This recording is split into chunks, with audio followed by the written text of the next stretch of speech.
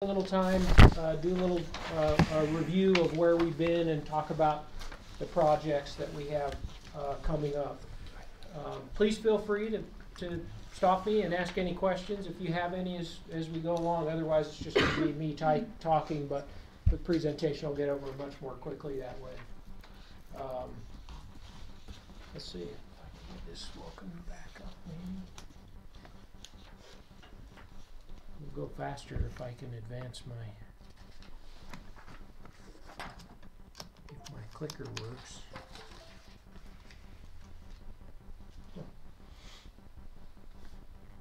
Let's see. This room must have gremlins in it.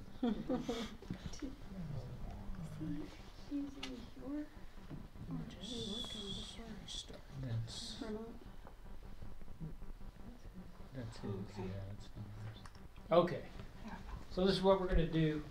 Just a quick reminder for those of you that aren't familiar with the district. We're a special service district. Here, I think I got a better view of everybody from maybe this angle. We're owned by 15 cities, 2 counties. So basically all of Davis and Morgan County with the exception of the city of Bountiful, which opted out of the district when it was formed in 1984. We handle about 300,000 tons of waste annually, and we serve just over 300,000 residents now. So I'll help you with that math. That means that each person generates about a ton of municipal solid waste a year. It's our job to figure out what to do with that material when it comes to us. We're now at 37 full-time employees. 2 years ago, that was about 87 full-time employees. So it's been quite an experience as we closed the waste energy facility about 18 months ago now. And then we are governed by a 19-member administrative control board, which Mike, of course, is your representative on that board. How's he doing? What's that? I said, how's he doing? He's doing good.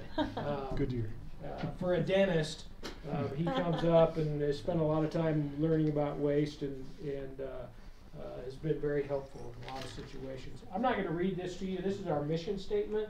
What's important about the mission statement, we talk about sustainable, cost-effective, solid waste management, but it's always been important to us that we do a couple of other things.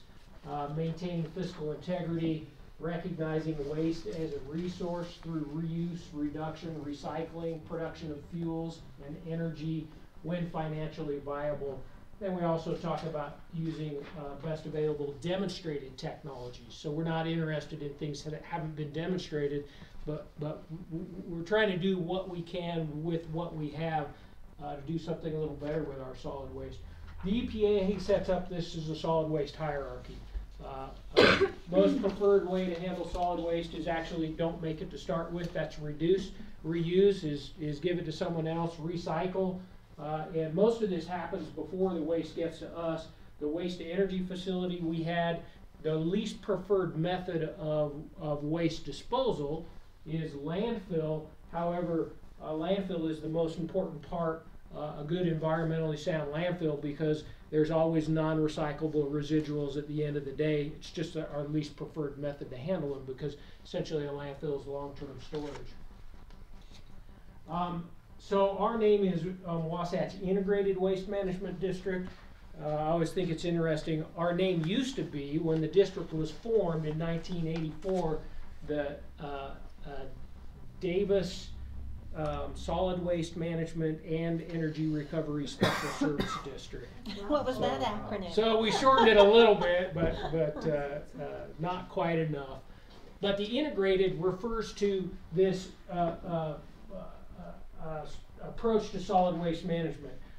We want to do more than just put it into a landfill, and I think of that as little different pieces that we put together. There's no right or wrong in integrated solid waste management. It depends on geography. I like this picture. These are actually some recyclables that recovered from a load of curbside recycling we sorted through that came out of Farmington.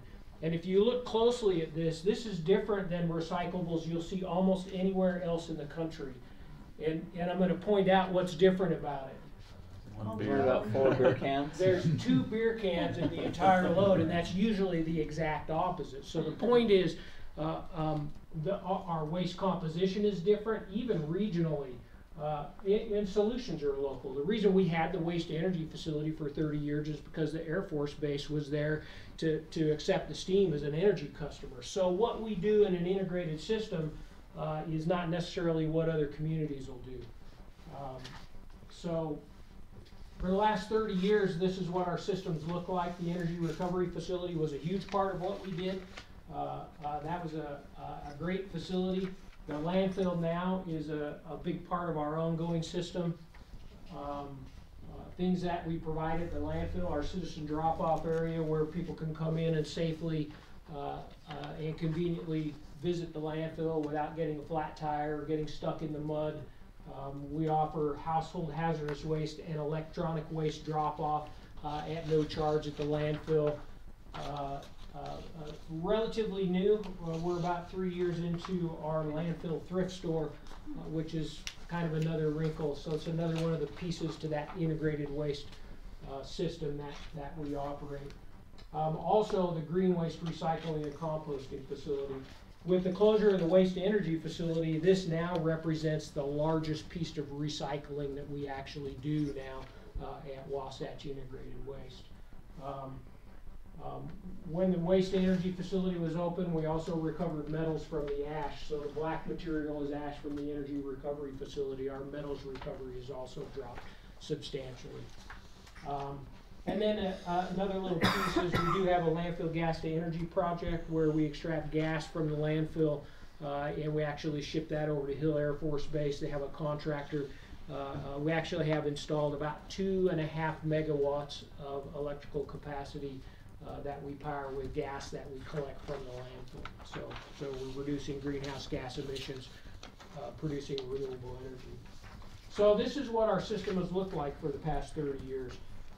About 50%, and the way the industry measures integrated waste or system performance, we talk about landfill diversion. So how much waste did we not put in the landfill is really our goal. And of the waste delivered to us, historically, about 50% of that waste, and you can see the waste energy facility was a huge part of that. 50% landfill diversion is a pretty aggressive number. So what changed? And I just mentioned this briefly because this was a huge part of the changes we made a year and a half ago. Hill Air Force Base decided they didn't want to buy as much steam from us.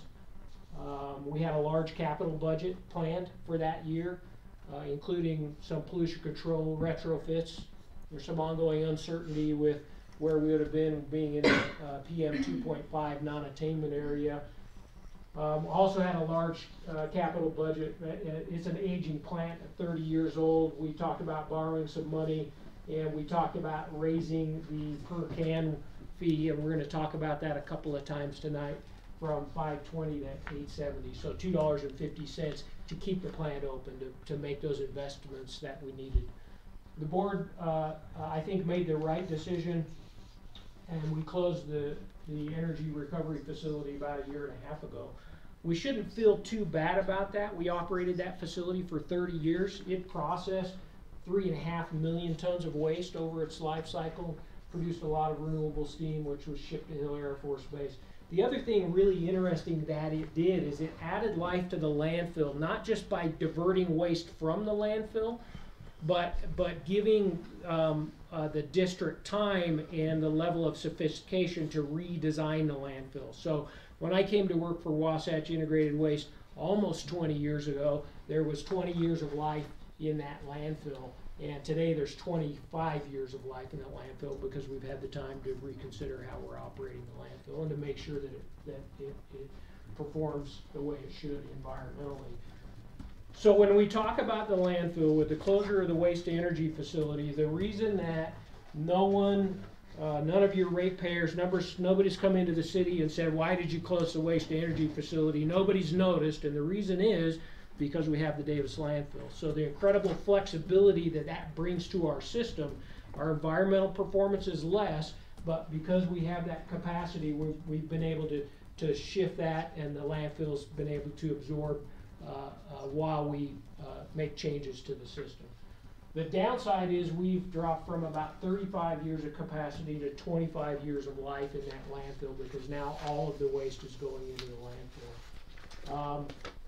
The reason we want to keep that landfill open longer is because it provides us exactly this, the system flexibility, financially, as well as if we were transferring waste to a regional landfill and the weather were bad, you didn't want to run trucks that day, you have the landfill.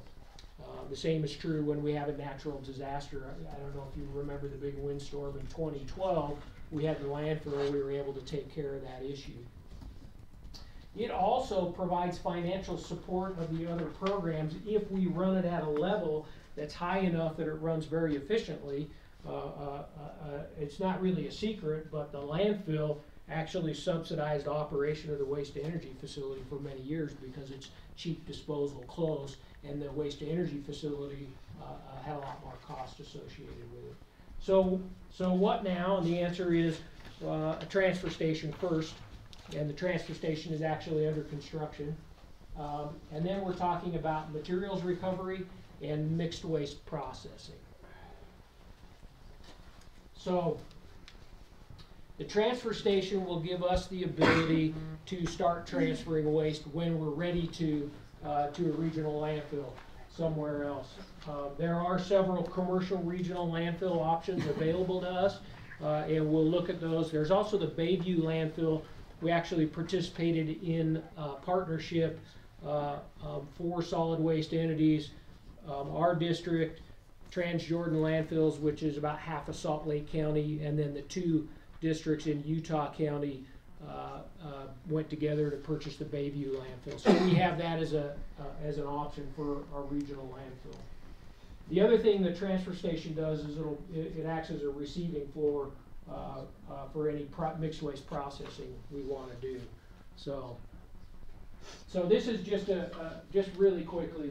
The transfer station is just a big older open building, and all you're doing there is taking collection vehicles which haul 7 to 10 tons, and you're transferring that waste into a larger trailer that's gonna hold 20 tons and make it more efficient to haul it longer distances. This transfer station, what's particular about this is waste we want to process will go on this end, and this is an in-feed conveyor that'll go into our mixed waste processing area. Waste can be segregated on the floor, and then waste that's our consultant would say good, bad, and ugly would go right into the transfer trailer because there's nothing in it of value that we want. This is just a boring building with some roll-up doors. Doesn't look too, looks better than this. Actually, you can see it coming up on Highway 193 now, and it's red instead of this tan color. And then it has a big translucent panel around the top that helps with light inside of it, and that's the back side of the transfer station. So, what's mixed waste processing? What we want to do before we pay to transfer the waste roughly 100 miles is we want to go through it and we want to pull out, number one, all the recyclable material that remains in the waste. The second option for us, and we know because we operated part of this system for about a year when the waste energy facility was operating, we know that waste in Davis County, particularly the curbside waste in the summers, is about 50% grass. When we screen that grass out, you actually have a very high organic material that is ideal for anaerobic digestion. There's an anaerobic digester being built in South Davis County right now by South Davis Sewer, and it's the Wasatch Resource Recovery Facility. And we're working with them to take a portion of this material. Their digester is not ideally suited for this material, but the real play is in the second phase of this project is potentially to divert a lot of that organic waste to anaerobic digestion. The third part is we'll take the non-recyclable plastics. We have a memorandum of understanding executed with Geocycle, which is Lafarge Holcim Cement Company. They operate the cement plant in Devil's Slide at the top of Weaver Canyon. we'll take the non-recyclable plastics, clean them up, and make an engineered fuel. So the idea is to try to divert waste away from the landfill, particularly when we know we've got to put it in a truck and pay $17 a ton to haul it, plus another $10.50 to tip it when it gets to the landfill. So what makes this project interesting is not when we compare it to just filling up our landfill, the Davis landfill. It's when we compare it to the cost of what the system will look like when we have to transfer everything out of the county. So why would we want to sort through garbage and pull out recyclables? We've done a lot of waste sorts over the years. We did about 100 waste sorts where we dug through garbage. This is interesting to me because the orange is, and these are common recyclable material, the orange is the content in garbage from cities that have curbside recycling programs, and the red is in cities that don't have curbside recycling programs. So you can see that we do pretty good, and this was surprising to me.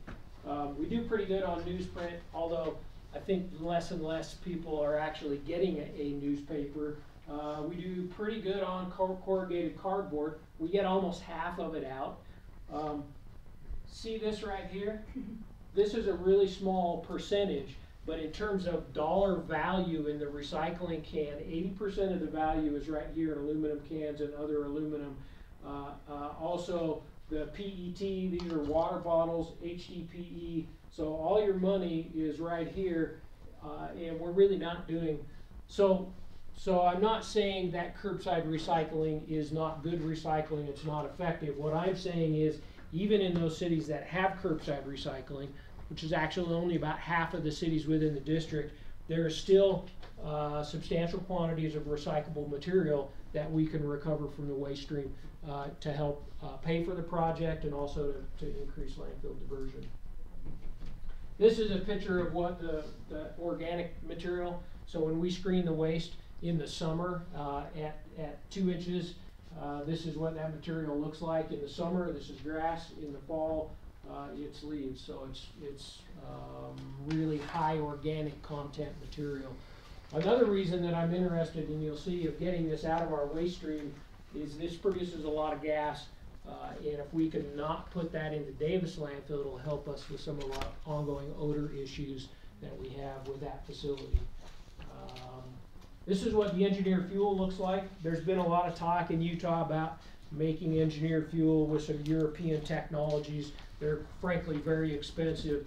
This is simple. Well, all we want to do is take the non-recyclable plastics and some of the paper, clean them up, and we just have to shred it to 2 inch minus and make sure that the PVC is out of it and the metals are out of it. We're not making it into pellets. We don't want to make it look and fire like coal. We just need to clean it up enough so that they can blow it into their cement kiln. They're actually firing a substantial amount of this type of material now, so it's not a big change for their facility. We have some experience in mixed waste processing. This is the mixed waste pre-processing facility that we installed in about 2015 at the waste energy facility. In fact, this is what I was talking about the last time I was here. So we installed this facility, this piece of equipment, basically to improve the quality of the fuel before we burned it in the waste to energy facility. What we learned by operating this is a trommel. These are rippers that open the bags. It breaks the glass, and then anything smaller than 2 inches drops through those holes. What I learned when we operated this is what our waste looks like on a fall day. And you know, the industry, we've been talking about mixed waste processing, which frankly is the dirty word for that is a dirty MRF. Historically in the industry it'd be a dirty MRF. So mixed waste processing is sort of the gentrified. It's what we're calling it now to make it more acceptable. Still dirty business. But I always thought there is no way you're going to pull recyclable material out of a waste stream that looks like that. Although you can see there's a lot of recyclable material in it. What happens is after you run it through that trommel, it starts looking like this. All the dirt's out of it. It's been opened up. There's still a few bags that haven't been opened, but I stood on the end of that trommel and you could watch the cans and hear it sounded like a wind chime with the steel cans and pop bottles coming off of it. So it does a pretty good job cleaning the material up, and then this waste stream gets presented to a lot of equipment that's highly mechanized and able to do that job. This is a complicated flow diagram of our idea of what this equipment's going to look like. This is actually fairly simple as a material recovery facility goes, and this is a proposed layout of that facility. So I'm going to remind you, this is what our system looked like 2 years ago. This is what our system looks like today in terms of integrated solid waste performance. We have about a 7% landfill diversion rate, and this slice is about 22,000 tons that goes through our green waste recycling system. This is pretty typical in Utah to see landfill diversion rates in that 5 to 10%. It's not a sustainable solution. It doesn't maximize the landfill. It doesn't address our odor issues. It doesn't address traffic issues. It's not consistent with the mission statement. You can see there's not much I like about this. The only thing I like about this is that it's pretty cost effective for a period of time when the landfill closes in roughly 20 years. When I said 25 years of capacity is not assuming any escalation in the waste going in. So in that 50 to 20 year time period, absorbing the extra cost of transfer and disposal, we'd be looking at an increase, assuming it was all pinned on that household can, we'd be going from our current $5.20 to about $12 per month. So there's a huge step function, and I think we can transition to something that softens that and pushes that much further down the road. So this is, I believe, a pretty short-term solution. Another option is we built the transfer station, which is a $5 million project. It'll be complete by the end of March. And we could say, let's take the 125,000 tons that was going into the waste energy facility and we can haul it down to the Bayview landfill. That's a reasonable option. What that does for us, it doesn't do anything for our landfill diversion rate. We pick up a little bit more recycling because we'll be looking at the waste on the floor, but not substantially. Nathan, I'm going to give you 5 more minutes in our economy of our meeting. But I'm right there. Okay. What that does is it does extend the life of the landfill again. Helps us with our odor, some of the issues we have at the landfill, but it doesn't do anything about the mission statement. We actually would have some increase in cost to pay for those additional transportation costs. The proposal we're talking about is a truly integrated system. About 10% of the material comes out, well, about 7% in this as saleable, recyclable commodities. This is organic feedstock that goes to the anaerobic digester, engineered fuels to geocycle, and then the residue down to Bayview landfill. What's interesting about this is there's lots of little slices on that, which means what we're doing with the processing facilities, we're opening up options for ourselves. So we're providing a lot of options. Under our current projections, we can do this with an increase in the household use fee of about $2. So going from $5.20 to $7.20. This project is currently, the transfer station's under construction. The mixed waste processing facility is currently out for procurement. Proposals are due in about a week, actually. It's about a $20 million project all in, and the board did approve a $2 increase in the household use fee last week at our meeting, and that'll be effective July 1.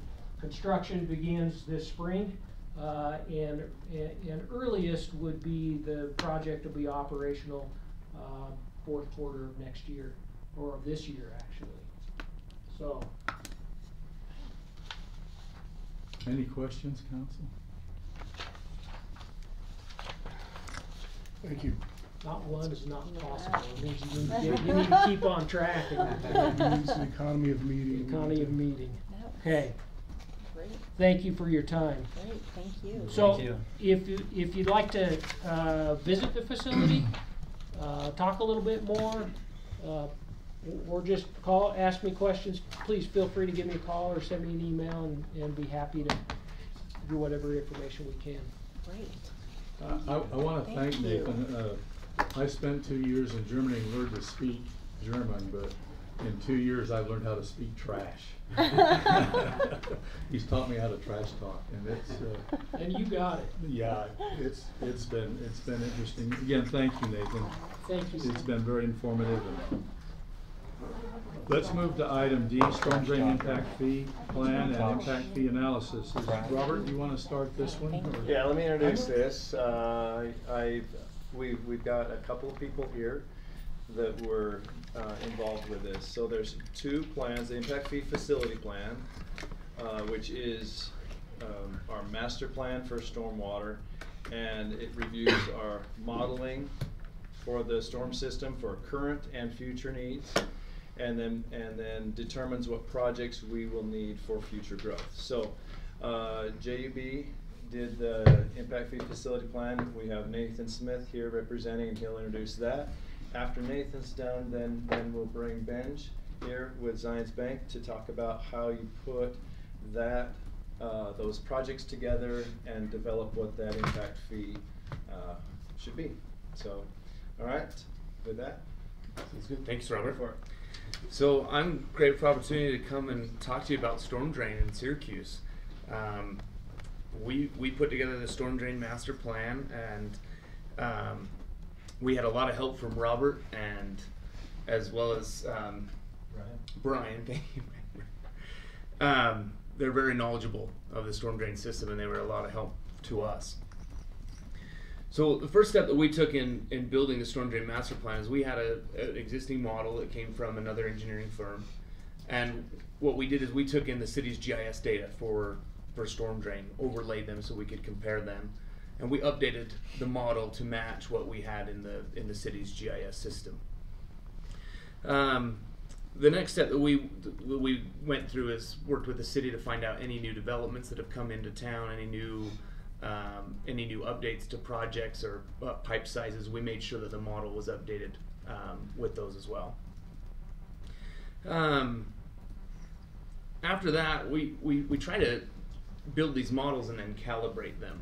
So storm drain's a little harder to calibrate because there's no meters, there's no pressures to read, there's nothing to really compare it to. So typically what we like to use is the city's knowledge. So we brought in Robert and Brian, used their institutional knowledge to identify, okay, this area floods, this area doesn't, and we went back and forth through several iterations to get to a point where we felt like the existing system was calibrated, or we felt like the model was representing what was happening in real life. What we found at that point was that the existing system was actually doing really well. We didn't identify any what we would call existing deficiencies or pipes that would need to be upsized to handle what the existing flows are today. So that kind of created our existing system and drew a line that any new projects coming in would be taken care of through impact fees. So this figure that I've got up here, this shows the existing storm drain system. It's not really that exciting other than there's lots of different colors and lots of different pipes. But that's the existing system. When we build these models, typically we don't model every single pipe that the city has. So smaller subdivisions, we'll actually model like the subdivision overall. So some of the interior pipes may not get modeled, but the main trunk lines are things that we focus on. After we built the existing system, we looked at areas that we felt were going to develop in the next 10 years. So we worked with Robert and Brian to identify those areas, and then we built the infrastructure necessary to convey the stormwater flows from those areas. So these are the projects that we identified.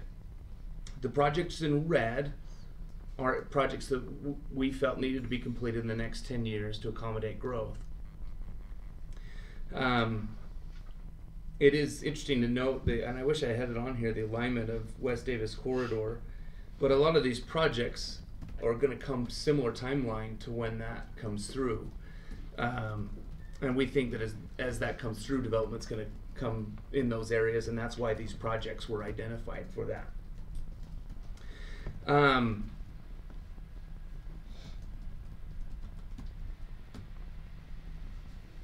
This is kind of the same thing. Let's see. So after we identified our projects, the next step that we went to was calculating costs for those projects. And this is kind of where the storm drain master plan starts overlapping with the work that Benj is going to present. So we put together cost estimates for these projects, and we have to separate them between whether they will be projects beyond the 10 years or prior to the 10 years of when this plan was completed. So we broke these projects out and based on new development. So this would be a subdivision coming in, but there's also some development base costs. So if a contractor was going to have to put in a 15-inch pipe, but we need him to put in a 24-inch pipe, we can't make him pay for that full 24. And so this separates those costs out, so that the impact fee is being based on just the impact from new development. Hopefully that covers that. I know that was quick and dirty, but I just wanted to help you understand kind of the process that we went through, and where we kind of transitioned this over to Zion so that they could do their analysis. Thank you. Can I just mention too, generally, well, the legislation likes to know that the impact fee plan is current within 10 years. Our last plan was 2007, so this will put us back current again. This is our last of the other. We have like 4 or 5 different impact fee plans, so this is kind of last of that group from 2007 that was done. So this will put us back updated again. Just on that note, I respect that they only need to be done every 10 years, and that's great. Just wish they weren't all done at the same time. I mean, we really, if we could somehow in the future stagger them a little, that would probably make it easier on the city's budget. Yeah, for sure. We sort of did that this time around a little bit. A little Staggered bit, like a yeah, year. over We a had couple, 2 last years. year. I think of parks and then the transportation and then both waters we did the same year. Yeah. And then this one, so. I get it. I just, yeah, you know, I think that'll help for future Yeah. to keep that so that it's not all in the same year. Yeah, we have Good to point. do like 6 of them. Yeah. yeah. And they all have a 10-year. It would be Estimated better if 10 there was years. like an every other year you did one and not doing, Yeah. in 2 years we've done 6 basically. Well, then if you do have to raise everything, you raise everything at the same time. And that's harder on citizens, so that would be the concern. We're talking impact fees. Yeah, right? Right. But they also don't like Agree. it every year It's either. all for the impact fees. Every fees So it's every not hard on year. the citizens, but it is And, hard on the and, developers.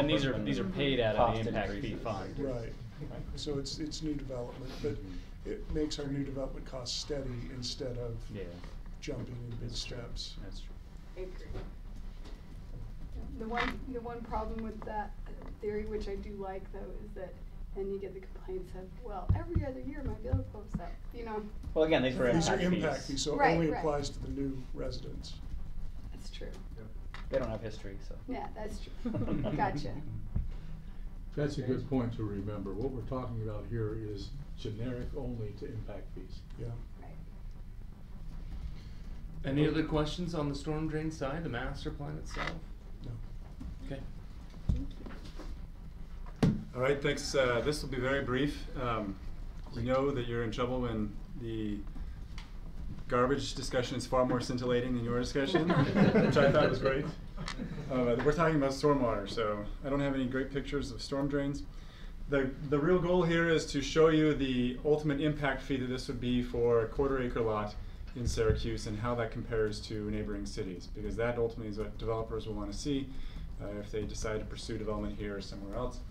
So this is a look based on the engineer's work and your staff work of new acres developed per year based on historicals. Going forward, essentially 124 new acres per year being developed. These are the same costs that you just saw from the engineering and staff. Question. Yes. Number 6. Why is no 6. There, right there. SD6. Is it because the length of that one that is so big of a number? Cost. That's a good question for you, our engineers on I'm guessing it's SC6. because it's so long. Let me pull up some details. It might Let be me a pull up some long- details for that. Okay, longer it's line over or- on the side. Yeah, that's right along the side.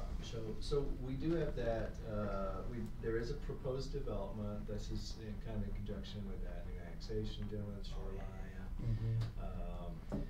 If that develops out, it doesn't have any storm drain right now, and what storm drain is there is just ditches along the sides of the road. Okay. So So this it's a would be major developing pipe that, a lot of our installation. ditches carry a lot of Yeah. water. Right. But in order to pipe them with large enough pipe to handle a new development, so a lot of that's, that and other lands kind of upstream from that, so. Okay. It was just so much larger than the other ones. that Yeah. it's like- Yeah, it's a longer run for that. That's what I saw on the map. On the That map, I wondered yeah. if that was the only reason, So or it's it just could totally be kind of undeveloped. pieced, we could have pieced it into pieces, parts, Okay. but essentially it's all gonna add up to It all the same has to be amount. the same. Right. Anyway. Okay. As we get into future growth and we get into the 24-inch diameter pipes and bigger, if we ever get to bigger, but I would like to have a future discussion as to the benefits of woven fiber pipe versus what we use today in the concrete or the PVC. Because we've done some of that at the sewer district, and the longevity is tremendously longer, and it really does take your costs and push them so much further out. What's the cost in the beginning stages then? What's the difference? So it is a little bit more expensive, but they don't make one smaller than 24 or than 15 because that's where the cost is about the same. So really at 18 it starts to become the longevity outweighs the extra cost. The extra cost right now is about 20 to 25%. But when you can almost double the length of your infrastructure, that also compounds the other things like tearing up roads to get to it and stuff like that. Yeah, for sure. That's a liner that they use for. That I'm talking about? No, I'm Right. talking about Is that the, liner? like the product that Hobos puts in, which is a woven carbon fiber pipe instead of a concrete pipe. Yeah, we do the lining of the concrete because it doesn't make sense to take them out. Right. But Yeah. had we to put any new ones in, this woven carbon fiber thing is awesome. And they have years of, I mean, you can look at their field of stuff that they've done everything to it. It really does last. Robert, could you educate us that in a future meeting about what that might or might not, how that might impact something? Do you know much about it? Just been to a trade show kind of a thing and seen it, that's about my experience with it. But tonight, Google knows a ton. let's put that aside. But Yeah. I think Dave has a great idea. That's fine. as we My move. point was for future, when we get to that point where we're putting in 24-inch, Yeah. we should.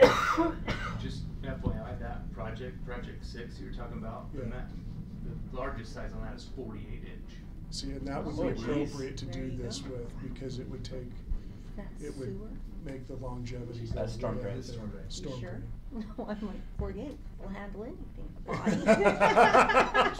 For the same pipe. Everything. When It's we just get one to size doing fits funnel it costing, all. we Yeah. can evaluate cost Yeah. differences. We don't have to redo the plan, but we can certainly look You at don't cost want to differences. be between going pipes. straight. We should. Still, we can still make I a know. change. We're In not Peru, it hooked just into happens. a certain type of pipe with this plan, so. That's Should fine. have Yeah. sewage. I was just bringing it up, and we spent too much time on it, Cool. sorry.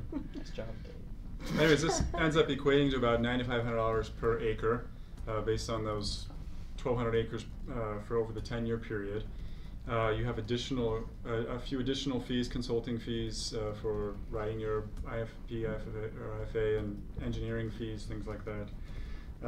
Ultimately, well, there's a number there, 500 plus your 34, but you have an impact fee fund balance, which would be applied to helps reduce that total cost per acre. There is a couple of scintillating slides here about how that's calculated, but for the most part, you can see the difference between 2018 and 2028 in the left-hand column. And the right-hand column, that's the maximum fee per acre after credit. What that equates to each year for the next 10 years on a quarter acre lot. So essentially just taking that number and dividing by 4, right? So you'd be looking at $1,850 this year in storm water impact fees.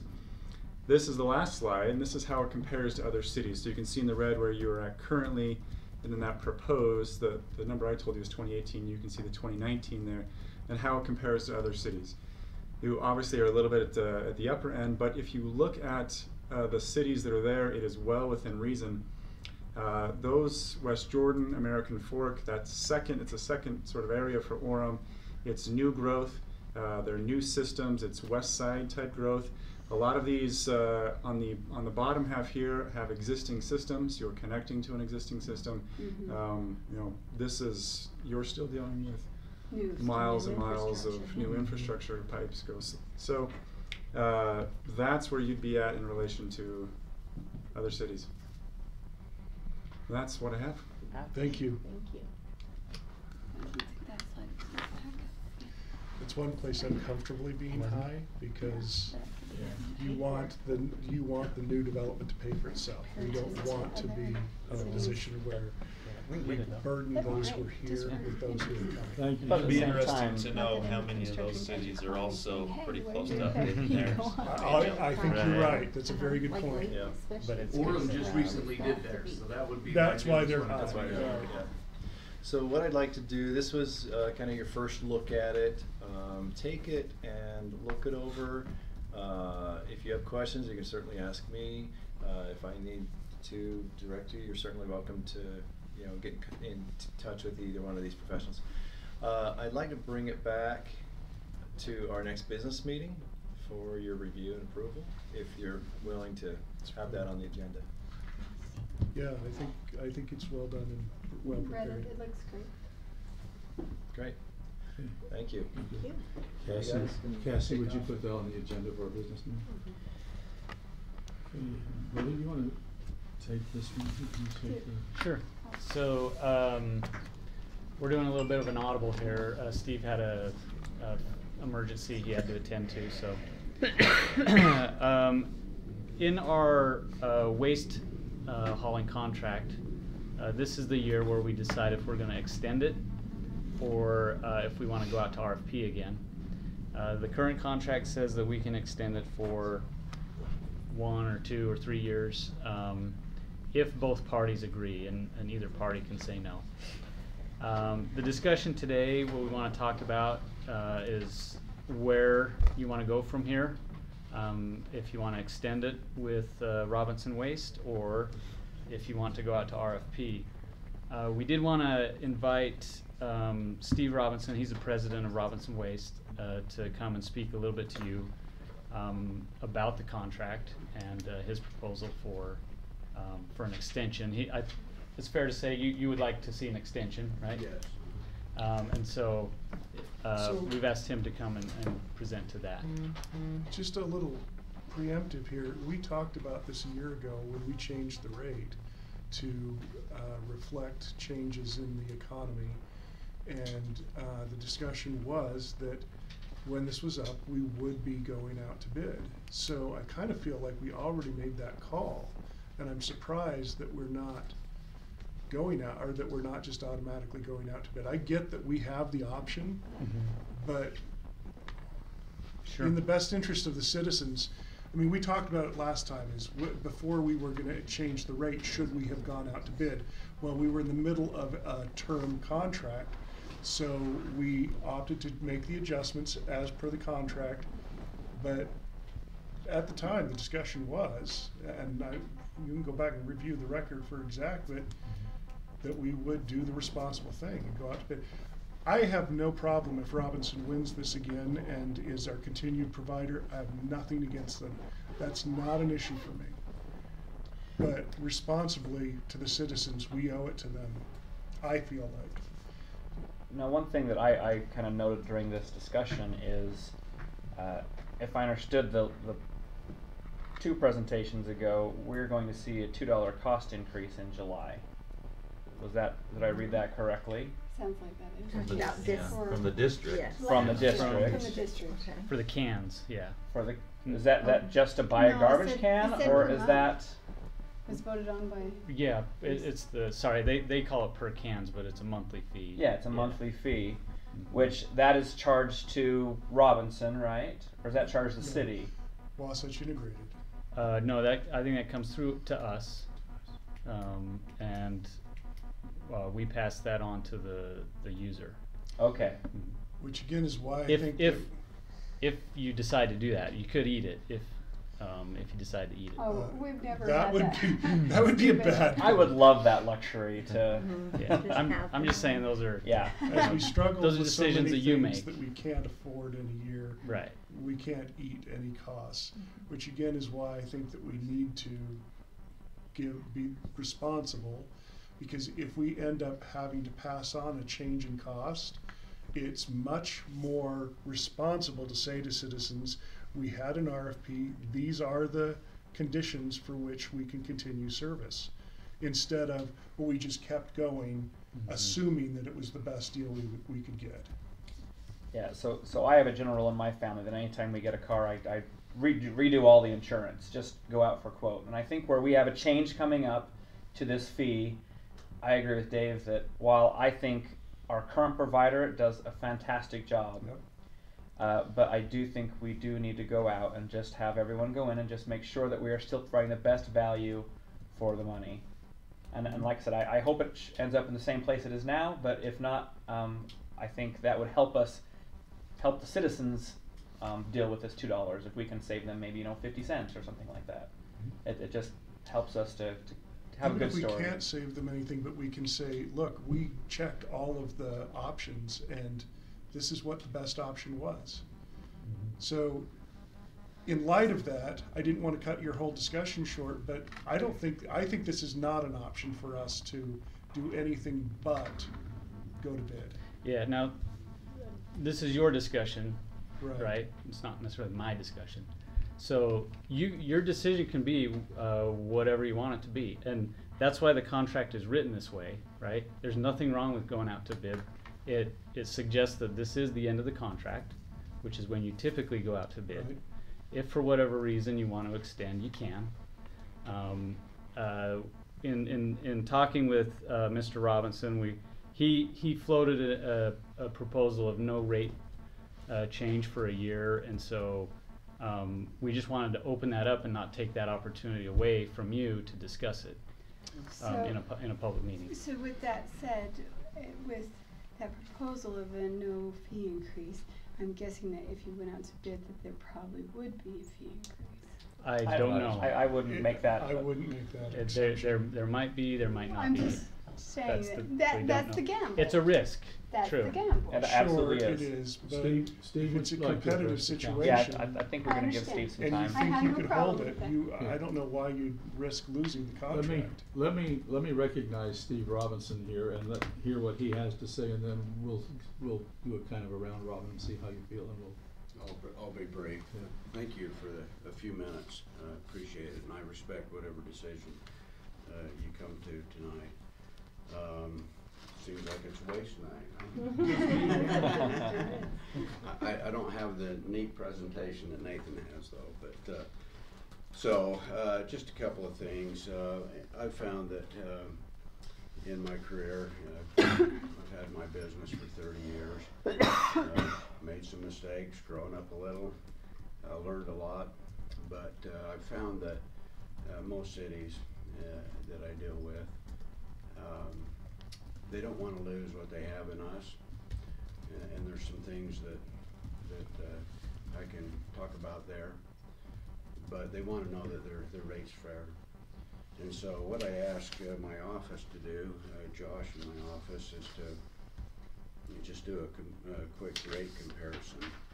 So if you would like to hand those out, I've just done a quick one there. So that kind of that rate comparison may help you in feeling good about the rate that you have. I don't know of a better rate in the county. So the last bid that was done was Centerville there, and that was the low bid. So the rates are on the rise. A couple of things really. So hopefully that shows that gives you a good feeling about the rate that you have. There's some things that we do that that can go easily unnoticed. A couple of things that we feel like we provide that may be not on the surface. Continuity. So cities that's been dealing with our company's been dealing with me for that 30 years. With the bigger national companies and regional companies, the salespeople change all the time, the account managers change all the time, the general managers change all the time. So you kind of re-educating and retraining a lot in that lost continuity. We feel like we're the perfect size. I am not out to grow. I'm where I want to be. I run about 35 to 40 trucks out daily. That's a perfect size for us. We can provide all the services that anyone can. We still keep that personal touch, and we don't want to lose that. So there's some things that play into that. Of course, Steve, Marshall, and Brody, and the ladies in the office, they all have my number. They call me direct, and they know who they're dealing with on the continuity side. We have contingency plans for everything that could possibly happen. In 30 years, we've never had a delay in service. We haul 50,000 residents in 10 different cities. We never had a delay. There's some reasons for that. That doesn't happen by mistake.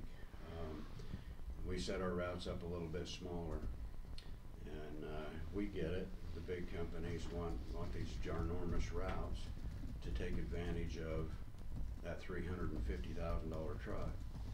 But we think there's some problems with that, so we set our routes up a little bit smaller. Things happen, and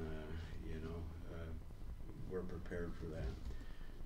Some of the companies, all they do when somebody doesn't come to work, or weather, or breakdowns, they simply, hey, when you're done with your route, go over and start on this one. We don't do that. We have a person in that seat getting that trash hauled in the timely manner that you expect.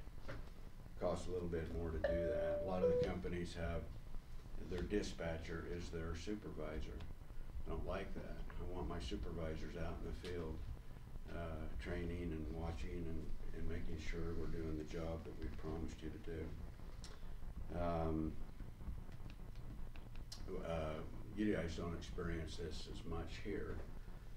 Farmington, Fruit Heights, even Kaysville areas, a lot of wind, and so when that crazy wind comes up 2 or 3 times a year, every one of my male staff is on call. We're out ahead of that truck picking up those cans and getting the trash hauled and cleaning up the garbage. I'm telling you, other companies would laugh at that notion. If it's not there and perfect, they're driving on by. Just some things that we feel like we can provide, and why we've never lost a city. Anyway, blizzards. When we're running chains out to our trucks, they're calling their trucks in. We get the garbage haul, and we have contingency plans to do that. We're not perfect, but we want to be, and we really work hard at doing that. Late put outs, guys. You get them all the time. Hey, you missed me, and most of the time it's late. They put it out late. We don't argue. We don't argue. That's not what you want for your residents. We just go get it, and we get it taken care of, and we feel like we're representing Syracuse City. Stephen, We're an you've done extension of the city. You've done a great job, and I don't think that's the question here on Not the at all. table. The question No. on the table probably Is the rate. is the extension for the year, or do you wanna put it out to bid, is what I hear from the table. No, I mean, even if the rates came back exactly at what they are today, based on what you said was communicated that we could hold the rate for another year, if that came back, I'd be thrilled to re-award the contract on an extended basis. I just feel strongly that the responsible thing to do is we have to open it up for bid every 5 years is what we've done, and I think that that's not unreasonable. And I hear that opinion from this side of the table. Do I have an opinion from the other that would be different? than These that? are all your clients, correct? No. Oh, they're not No, yours. no, no. I haul about 10 cities. That's just what my office put together, but You're the only hauler on this listed, correct? Is that? No, you just said, no, Which cities on the list do you haul they're for? just a mix of Davis County cities. Which on the list do you haul for? On this, I haul for Clinton, Fruit Heights, Kaysville, South Weber, and Syracuse. Okay. So my worry is that we go to bid and it comes in quite a bit higher, because right now we're the lowest on this list. However, you're proposing a 1 year extension to this, what right? I'm proposing At the is a same 1 year at the same rate, and then we adjust it up or down based on the CPI in the next Oh. years. So Yeah, my if we worry go after 3 a years year or 5 years or whatever. is would it go up a lot? It Where- probably will go up. Right now, the CPI's kind of been holding at about 2.5%. Whereas if we do a 5-year contract, are we locking into a price? Is that typically how they work? Typically, no. Typically, most contracts allow for a CPI or which is some why sort of last year we had adjustment an on an adjustment. annual basis. Even Okay. under this contract, we had to Insurance double. adjust. Insurance cost. Actually, Okay. too. Then I totally get what you guys have said, and that's probably a great option and a responsible option. But I'm a little bit different than you. I've only had 2 insurances my whole married life, and I only left the first one because they weren't providing the service I wanted anymore. So I'm a little bit more of, if I can get the great service at the price I'm happy paying, I'd stick with it. So, while I can support going back out to bid, I'd probably vote right now to extend the contract. I have to agree with you, Doug. I think there's a tremendous amount of value that comes with having worked with somebody who's trustworthy, has given us a great rate, has given us a great service.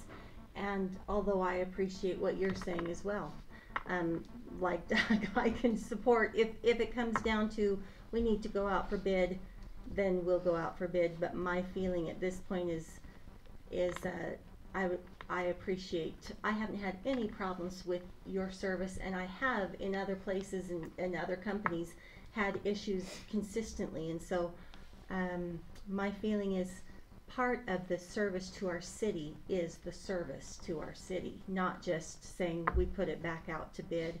So I would support at least increasing or extending our contract for another year. I have to say, looking at the numbers, it's hard to argue with. I mean, I do like the going out to bid because it says, hey, we're gonna be responsible, but those are hard to argue with too. You know, that's being pretty responsible, saying, hey, we're the lowest on this list. So, you know, if you wanna argue that cost-wise and showing them, hey, we looked at numbers, and this is Well, pretty low. here's where I'm at. Like I said earlier, I'd be happy to give the contract again to these people, even if they offered us a competitive rate and somebody offered us a crazy rate, but we didn't have faith in that company. I'd be happy dismissing them because we didn't have faith in that company. But I can't tell the people that I compared prices if I didn't get any comparisons. And as much as this is appreciated, it does come from the supplier. So you have to dismiss that, and you have to start by saying, I have no idea what I would get as a bid. I mean, I just don't. I have no idea. There could be factors in these prices that don't exist in Syracuse. Yeah, I mean, we could verify. We just don't know. We Well, don't- but, you know, I mean, Centerville, that's not because of the our- layout of Centerville, could be more money, and maybe that's why they're higher. I have no idea. All I can compare to is what would somebody charge me to do the business of Syracuse, and what would somebody else charge me to do the business in Syracuse. So I'd like to see those numbers, but Council, I respect Doug, you know, I mean, I would stay with them if I felt like I was still getting a great deal, but I don't know unless we ask. Council, this boils down, I think, correct me if I'm wrong, down to a choice between a 1-year extension and putting it out to bid this year. I think the 1-year extension is appropriate because we like the cost that it is now. Well, I think you need, And the are service. you okay with a 1 year? Are you, or will you Probably say no to not. that? I'm probably more in the 3-year range, 2 to 3 years. And you're saying the second, third year would be tied to the CPI? That's right. But they would Which be. They would They would be anyway, anyway. but this But But year. that's okay, and why No not matter make what. it a 5-year because we went to bid? I don't think that they would make it a 5-year. It's gonna adjust for CPI No, no matter what. no, it would adjust, That's but what why I'm not write a 5-year contract after having gone to bid, instead of writing a 3-year extension? I don't think that's the It feels like a question. gamble to me Yeah. either way, It's right? always a gamble. I know. Yeah, it's, That's why I'm like, I like this deal. You do have a good deal, and like I say, I think, The service isn't a gamble, though, you know that. and that's the thing. And is- that's why I said, if I had comparative costs, I would lean towards you, even if it were offset a little bit Yeah, it's in pretty somebody hard. else's favor, I understand. because It's hard of to that justify, experience. no. I'm happy to represent that. I can't Can represent you it with no ignore low information. bid? Yes. Oh, yeah. for a service. Well, I'm just right? clarifying with the legal, it's okay to There is clarify. nothing that dictates we have to pick the Okay, lowest bid. But to, you know, but at the same time, would we? On a We service. wouldn't know how good On a a service service. they have or not, really. Do you know what I mean? You're taking word for word. But we And are, we do say know we know what we for have. Robinson, exactly, but Yeah. we wouldn't know on a low bid, so what's the point? And if we go on a bid and Robinson's not the lowest, but Then we how go do with you them, answer to your then you- constituents and say, Then we you went say to a how higher much- price? How much lower was it, and is it worth the gamble? That's the question. And I'm fair to take on that question, but I can't take it on without a price. This is eventually back to the business. Well, I know we're dealing with pennies. Yeah. And once again, I go back to the value in the service, to me, would trump saving, even if it were another bid, not knowing what that service would be. This is obviously my own opinion, but I think that there is great value in the service having been rendered and the consistency. And I don't think there's a single person in the city who is thinking, boy, I hope that this garbage collection goes up for bid again, because I think that we could save 3 Well, cents we did and not have- have them come on a day they said they would come. But we did have several people, when we did adjust the price, which was a legitimate adjustment, come and say, there's Syracuse City taxing me more, which they don't understand, this is a fee for garbage collection, but there's Syracuse City taxing me more, and raising my taxes over garbage. So you'd have to Yes, talk to which people they'll do probably no They will matter do no- what all the time. Well, if And we don't can raise it, they say, won't. Well, we it's- have the lowest Starbucks. rate this year. It's already gonna go We up. can say, in order to keep a low rate and to maintain for an entire year at the lowest rate of 10 different cities, we decided to stay with Robinson because they have proven themselves valuable to us. And it would, all of them would adjust after a year. This gives us an entire year of not being bumped up. Council, this is not a business meeting, therefore I can't call the question, but I think we've had enough discussion this evening. We'll put it on the agenda for a business meeting. Okay. I will Thank support you whatever very we much. decide, because I do think that it's a great service. Take care, thank you. Thank Thank you. you. Thanks. Item you. F, is this you, Noah? Yes, sir. Thank you, Steve. Thank you. Did I get what you're saying? It's like this, If he 48 wants to the business, 52. I think he would say the same, he would bid the same thing. Yeah, Yeah. he would be. If he wants our business, he would say, do the same thing as proposed now. You're still on the record, just so you know. Oh, yeah. Okay. Could you please pass me that adapter, the white one? Thank How long is this?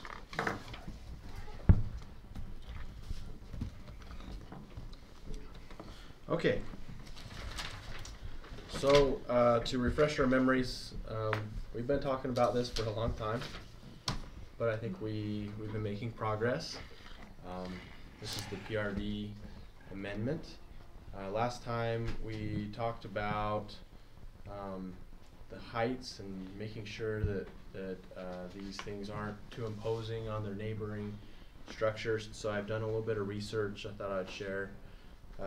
So here on the screen, you can see. That's in the packet, we saw it. Yep. Okay. Do you guys want me to go over it?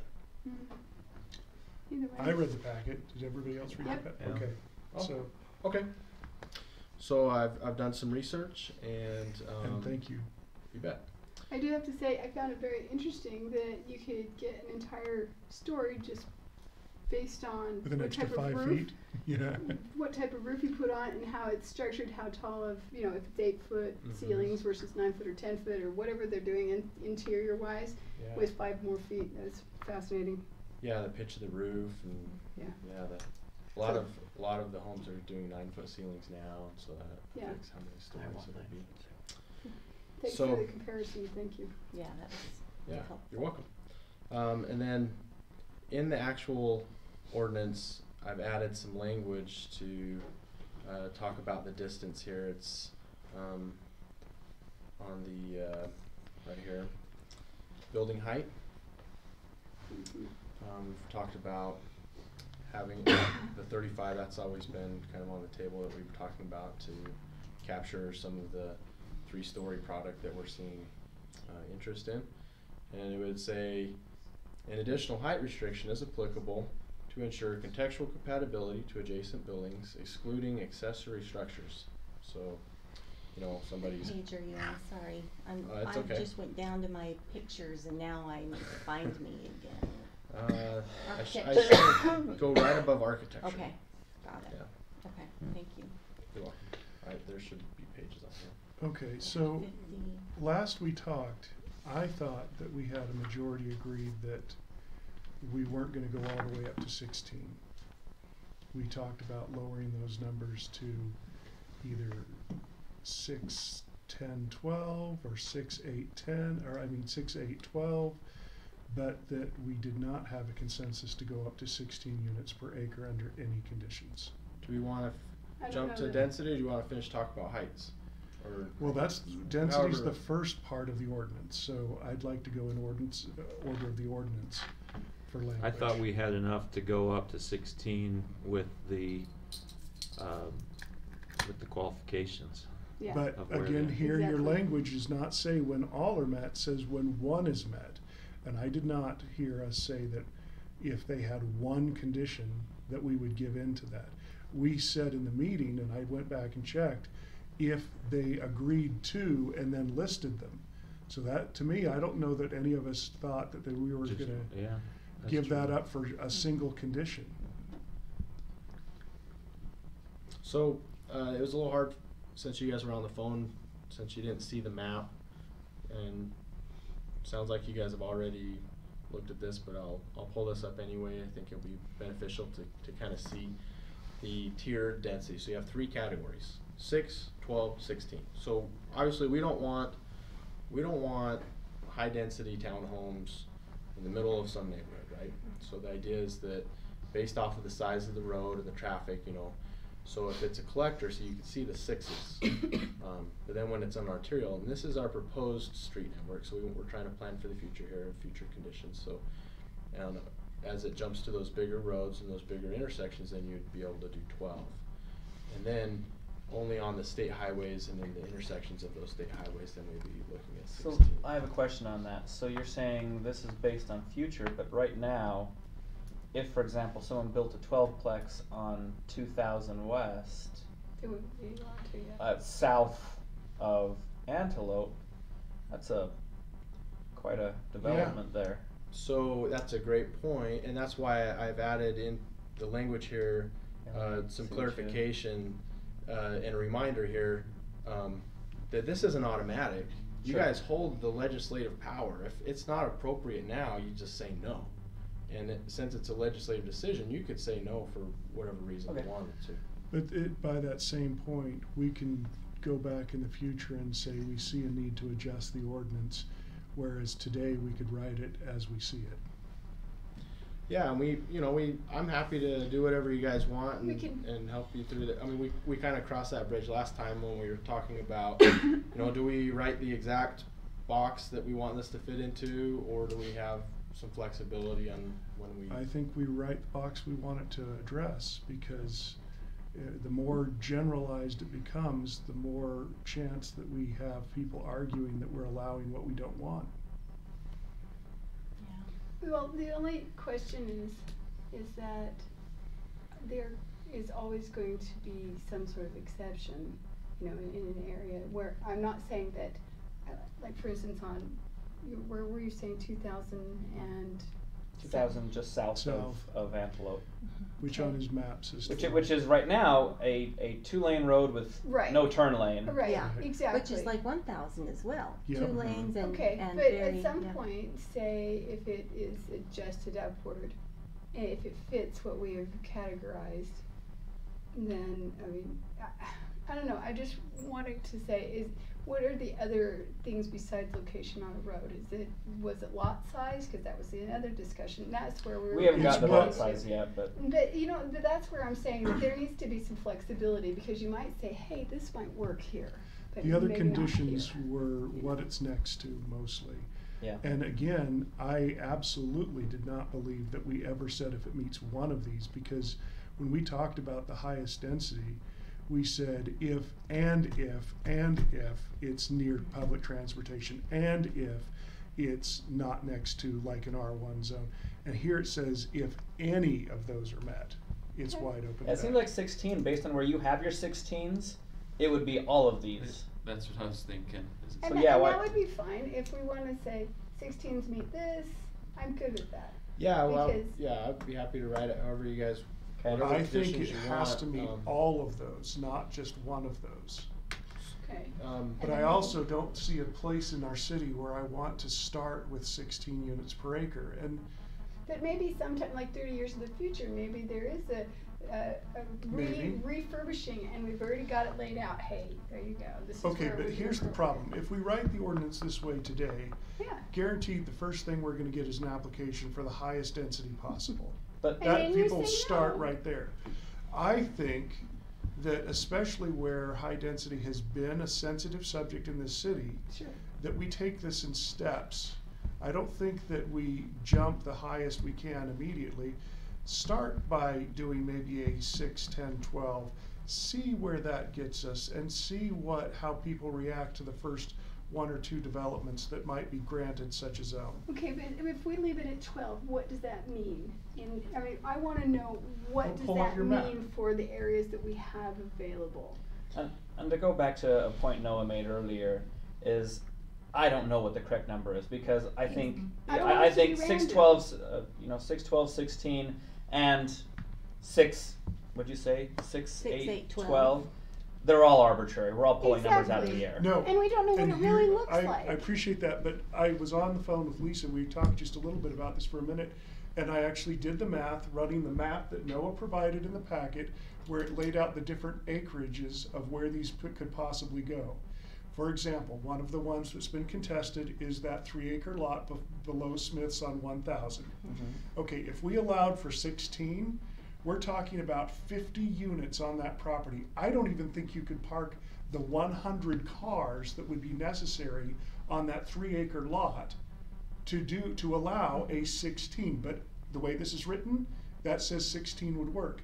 Now you roll it back to 12, now we're talking about 36 units and 70. Right, and 70 cars roughly.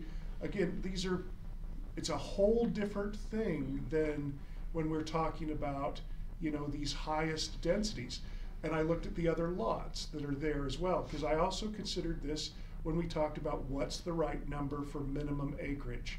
When we look at these 0.1 or point something acreage or 1 acre and say we don't want to have a density minimum requirement, we're talking about, okay, you're going to put 16 units and parking and an amenity, but the amenity only has to take up 5% of that property, so that means what, a fire hydrant that's decorated?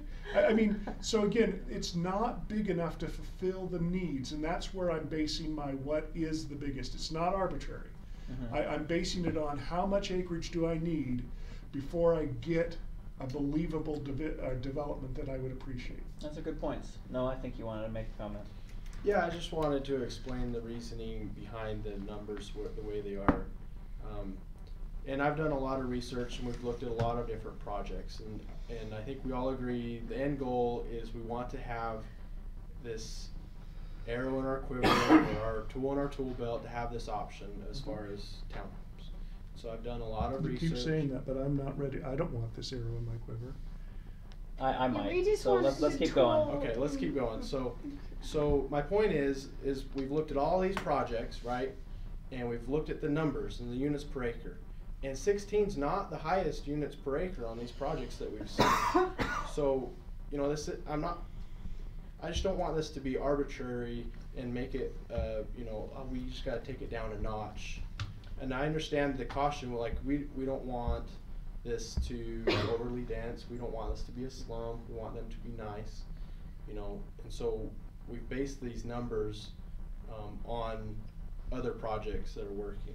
And I've seen the site plans and things that are coming in at these units per acre. And so another point I wanted to make is townhomes and apartments, you know, there are different housing types. So the people, you know, obviously there's overlap with every type of housing, but in general, the people living in townhomes may not be as into the amenities. And you know, with apartments, you've made a good point as far as the minimum project size. The apartments, I think it's important to have that good mass and the number of units required to support good amenities. Management too, is if it's too small, then it doesn't justify having on-site management. 100% agree. If you do have on-site management, you tend to have a longer lasting, more well-kept product. 100% agree. So again, that's where minimum acreage matters. But there's other things within this ordinance, I feel, that control those worries, such as garages and parking. Right. That we're probably not going to see a 16 on proposed on a 1 acre spot. So that's okay. We could, but I just think it controls some of those worries, the other things that are in this ordinance. Dave, Exactly. could I ask you a question? You mentioned the 3 acres that is west of the 1,000. Mhm. East of 1,000. east of 1,000 over by Smith's. Yeah. As I read that space would qualify only for 12 because it's not a state Your road. map that you had earlier showed that in a 16 zone, and that's why I went there. But I agree, according 12 to the would text, work. according to the text of 12. the ordinance, it will only qualify for 12. And I'm much more comfortable with that, as I said. Which one are you talking about? The The 3 acre 3 acre below below Smith. Smith. Okay, so Now, I thought we had discussed that there needed to be, well, we did discuss that there needs to be a minimum acreage, but we didn't decide for sure, we just were talking Currently, about it's that. 5. What would it be? I didn't see it in there currently it's anywhere. 5. But in the current ordinance, it's Okay. been Okay, taken out of yeah, this. It's not in this one. In the the existing. Okay. Even though we proposal is keep to not asking to have put the it back minimum in. acreage. Well, So- some, because we don't all agree. Okay, we don't all agree, but we keep saying that it needs to be, I keep saying it needs to be in there, keeps not showing up in there, Well, now here's even for discussion. Here's the example on, the Village of Church in Maine, where it shows 20 units per acre. It's a very good quality thing. Now granted, this is for apartments. This is not for I'm not ready to put that in townhouses. here. No, It's on page 68. I of know, the but I'm not packet. ready to build Well, that here. no. Fine, I'm just saying that that's an example of What's it what called, you the get 20 at the stats? higher Village of Gentry Church in Maine. Maine. It's And pretty it's high. really, It's nice. it's much higher than the 16. This is an example of being much higher. okay? That's why I'm trying to explain that it doesn't mean that it's bad or terrible or it looks like you're in Manhattan. I've driven by there, it's really nice. I'm And just it's saying a that there great might fit for be, Layton. 30 years from now though, this might be what we want, or 10 years from now. I'm just saying But that I'm not maybe ready to right build now it it's today. not. But if we put it into an ordinance today, Somebody we will gotta try to build know it today. that Okay, we're it ready would for it be And I Makes do sense see That's that right. point, but at Yeah. the same time, if we do control it by having adequate parking and the garages, I don't know, this doesn't say if it has the parking and such. So if those are the If you look at controls- Kay's Landing, that's 14 units and it's 40 foot high, and I would hate that being built here. So I don't want us to get too scared. Put them in here. So some of these, I mean, the study is to see how tall things are, right? Some of these obviously are more dense than what we're talking about, or more tall or taller. So, and some of these are apartments that wouldn't even like that. You wouldn't even build that in 23 units per acre. That's something more for like the mixed use zone. So Right, that's exactly where it's So going. with really, what we're And I going agree. with PRD is townhomes. So not to jump too far ahead, but our next item is mixed use But you zone. were talking about putting mixed use on that 3 acre area. I think, yeah. So, but you're I'm also okay with talking that. about putting a whole bunch of cars. Again, it's going to be, it has to be balanced. But Well, and we don't cars- have a mixed use zone cars yet, coming so. in for No, an sorry, office we building is interrupted far you. different than living there. Yeah. Excuse me. I'm happy to answer any questions or guide the discussion. I've been just trying to shoot in the middle. Obviously, we disagree as a council. I'm happy to provide any input or answer any questions. We were talking. And I do appreciate your heights being all of this because that was the focus of our helps a discussion last Good. time. Good. I feel like I've done a lot of research on this. I wanna make sure that these developments are nice. I have a lot of experience in design. It's not about your experience. Maybe you want something our citizens aren't ready for, and that's where I believe that we have to step this up in smaller increments first. We don't try the maximum. Let's try it. Try something in between first. Try the 12 Yeah. Well, as our high. the thing is, for me, that the next thing on the agenda is the one Yeah. where people are gonna complain about. Exactly. Cause even though we're talking about mixed use, that's apartments. It is Right. apartments. These are townhomes, and I think people are okay with townhomes. Well, but this, I the agree. way this reads, Especially this where could they're also already be owned. apartments. And that bothers me, because I don't want a PRD used for apartments. I think a PRD needs to specifically be for townhomes or separate detached homes. I don't like being a PRD for apartments. I don't I think can answer that. I don't think multifamily's allowed in this. is It says sixplex, fiveplex. How do you get you can have a sixplex that isn't, but how do you deny a sixplex that's both sides of the stairway walk-up apartments? There's like 3 units, I guess, on each side or something. Yeah, how do you deny it under this zoning? And Usually- that's where I'm trying to be careful, because when I first joined the council, there were people saying, well, what's wrong with this if this is what they want to do? You have to be aware of what they might do. Well, And if the difference language isn't firm enough to keep those things you don't want in out, then we could end up with crazy things. You can say townhomes. Where do the Yeah, village, I- people I'd at love Village to and Church and be Main Park? specific and say Yeah, townhomes. we could say townhomes. That's a problem. Then That's let's, Look at that. then I know. let's Let's say say that. townhomes. Let's do. Yeah. And the thing is, That's fine. so this little spot I right think it here should specifically is say. surrounded by commercial on every single side. There is Which- no residential around. Where are you talking about? I just The one wanted to on see on what the 2000? village at Church and Main. Oh. Yes. And there is Yeah. no parking, and there is Which is why it businesses fits there. 360. Yeah, I could see. I am okay with what they did and where they did it. And It's not in 20 our city. It's 20 units per 20, acre. yeah, too. so we're. That's, I'm just Yeah, saying that we're not that's maxing well out above 16. Okay, I'm intrigued by this last thing because in my head I can picture the difference between a townhome and an apartment, but what's the true definition between that? There you go. It's owner occupied. Because technically, I think you hit it right on. I think the only difference is owner occupied. It can look exactly like apartments, and you call it a townhome if they have to buy the. They have their own property their tax ID number, Yes. so. We can describe physically Yeah. what is appropriate for health, safety, can still be welfare, rented. for our residents and the brand and stuff. But where we get in trouble is when we talk owner occupied. So we can describe how we want them to look like, but the owner occupied is a little bit more tricky. That's true. You have to be careful, but we can say townhomes and try to. You can require them to be separate properties, right? And tell me, Paul, if I'm wrong, but as I understand it, there are loopholes that somebody could own or occupy several units and rent them all, and that, You can't do anything about and you that. can't do anything about it. Well, people can buy as many single-family homes as they want and rent them out. And rent so them it's out, not so. really a big difference. So there's really no way to prevent saying we want a bunch of rentals, because. That's why I think these Good are old sometimes Airbnb redundant, nature whether of we do that. mixed use or not. If there is an HOA can control that. Yeah. That's true. We can't control the HOA though. But if it's a HOA managed property, just. That's true. That is something that. And, put that and in that's, there. well, no, so that's where I got back to, the No. thing has to be big enough for an HOA to be relevant.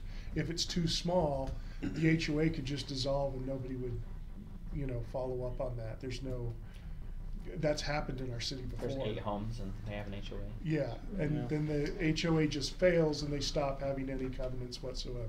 But what Back is on it, the- I think our chances for that are very small considering what we're trying to write here. I mean, they're gonna try 8 and not, there's no way. Well, There's it's so many prevented if we have conditions a here. minimum There's lots of We acreage. have too different many properties. conditions besides the minimum.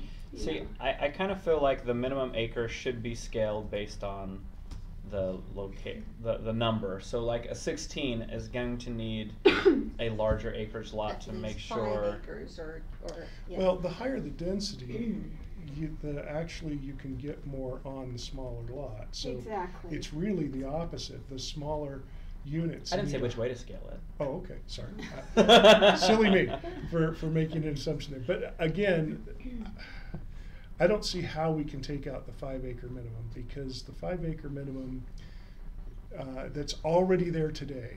But I disagree.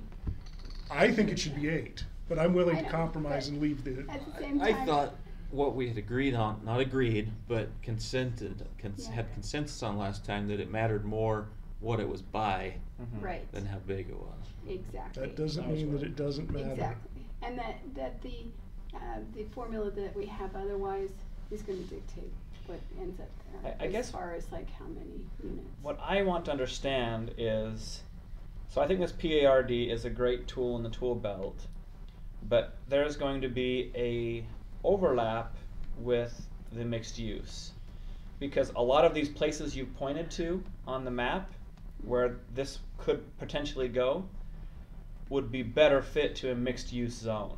Yeah. That's true.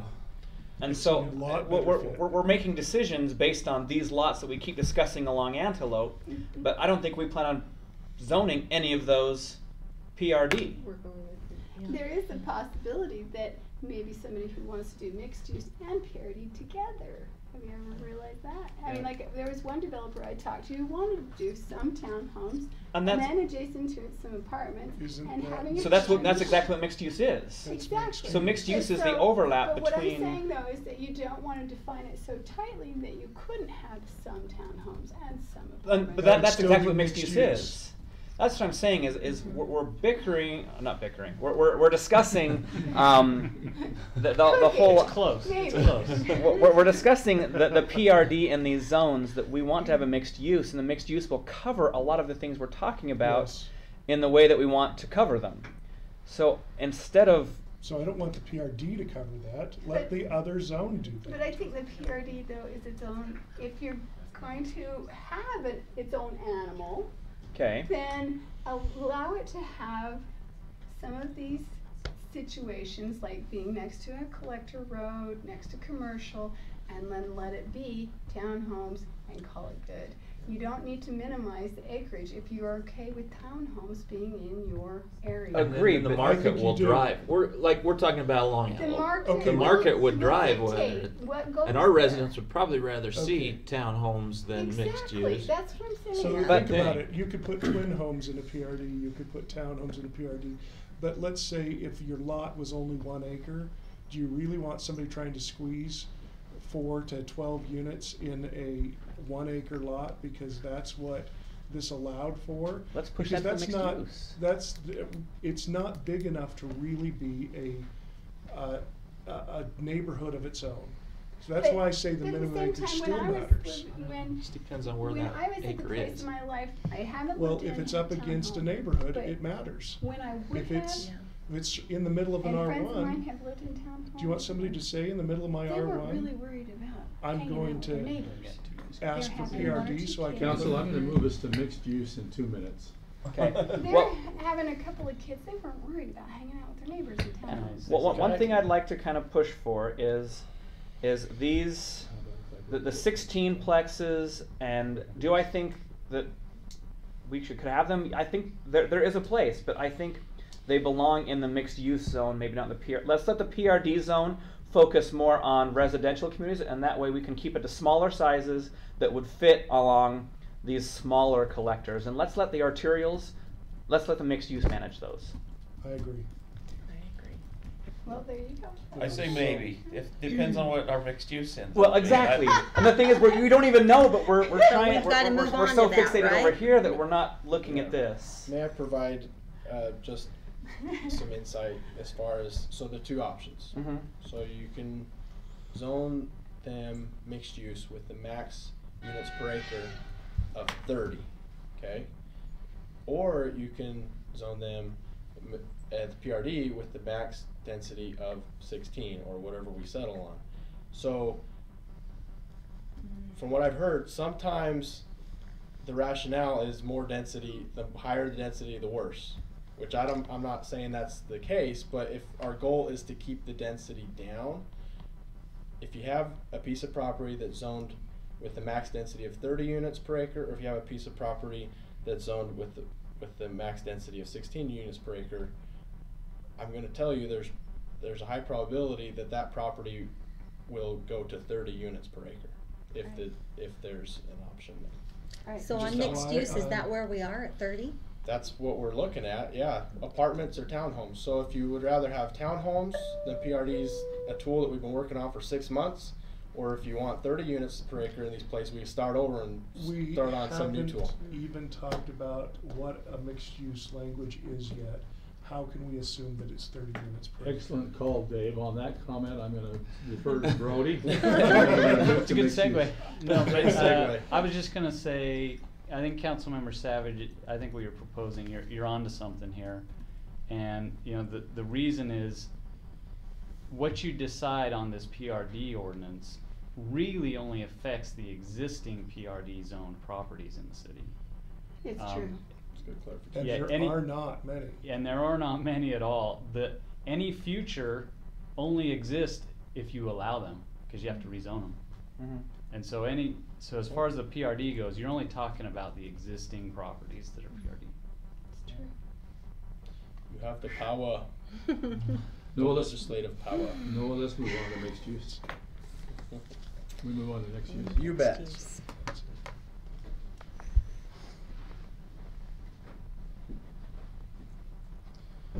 Okay. So it has been requested to talk about mixed use development zone. We do not know what that looks like, but from things that I've heard, that we want it to be a place where there can be commercial and residential on the same property, and that it could potentially include apartments, and that we want to make sure that it's on those state highways, and it's not just another apartment complex, right?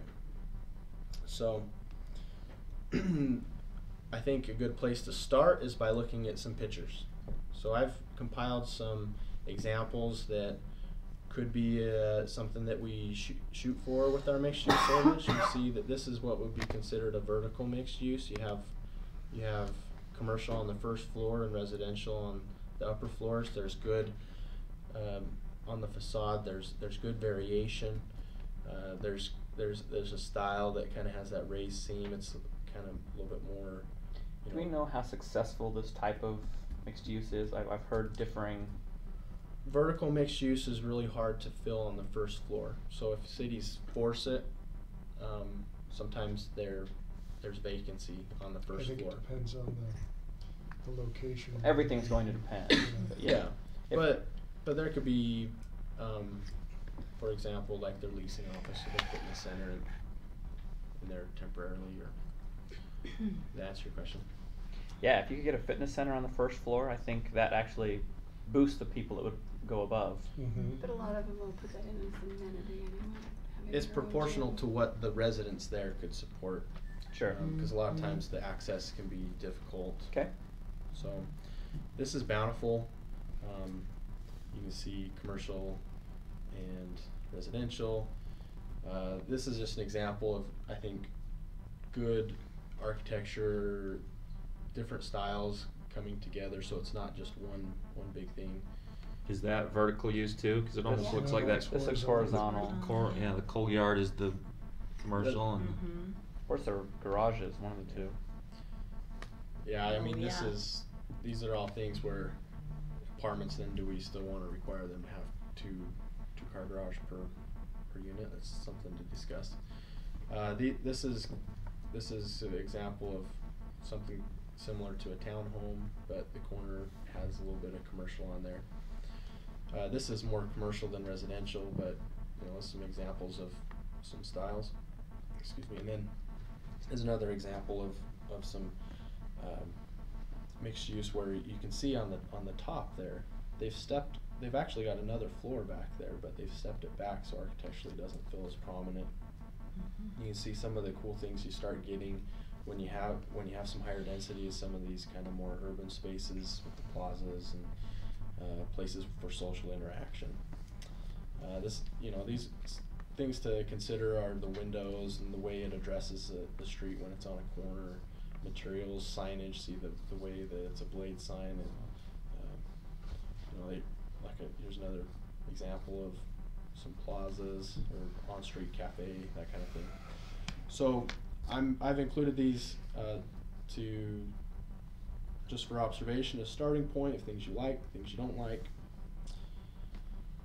This is kind of more traditional apartment, but if it was a horizontal, there might be commercial next door, and then this is what that would look like. I like the buffer on that one. Yeah, there's- particularly they have a little more ground buffer in between the street, and it makes Yeah. it less imposing. Yeah, and you actually see those are two different buildings there, and most walk-up apartment buildings are 24 units. Oh, So I was talking about the green space. Serve what? In front. Green space. I was just saying most apartments are usually 24 units per building. You can see this is another project where you have, I don't know how many attached here, but a little more of a townhome style. Then some more styles to consider, colors and things like that. So I'm happy to put together listen to your guidance, and I've done some research on how many units per acre to segue kind of what we were talking about last time. Apartments are about 30 units per acre, sometimes down in the 20s, but if we're looking at apartments as a necessary evil to be able to get us office or commercial, we don't just want just another ho-hum apartment complex. The added bonus density affords the developer to incent them to give us some other things like an office complex, or some of the things that might not be as lucrative or pencil as much as residential. I think also many of the locations where you might consider mixed use are also located in a RDA or CDA city. So they Agreed. can, Yeah, we have some tools. there can also be to other incentivize, yeah. incentives. Right. The nice thing is, I do think these should be, we would put this along our arterial. This would be a lot of the antelope where you have commercial on at least two sides. Most definitely. And see, I think that's where this fits, and that's where you get these, I think this is kind of like the K's crossing or something like that, or whatever you call it. But I think there is a place for this. I think these look visually appealing. We'd have to make sure we control it such that we do get a high quality product. Yeah.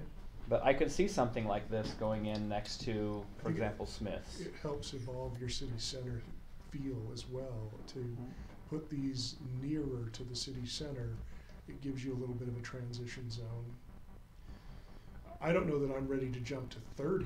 I mean, I don't know why we had to start there. I mean, why can't we look at something at 20 and see what that would look like? But from an economic standpoint, it's always harder to roll back than it is to Sure. loosen regulations. So tell me why Sorry, were you asking why I started 30, or was that No. just I'm going to. Oh. I'm about to ask you. Well, I couldn't tell. I was just honestly. So tell me.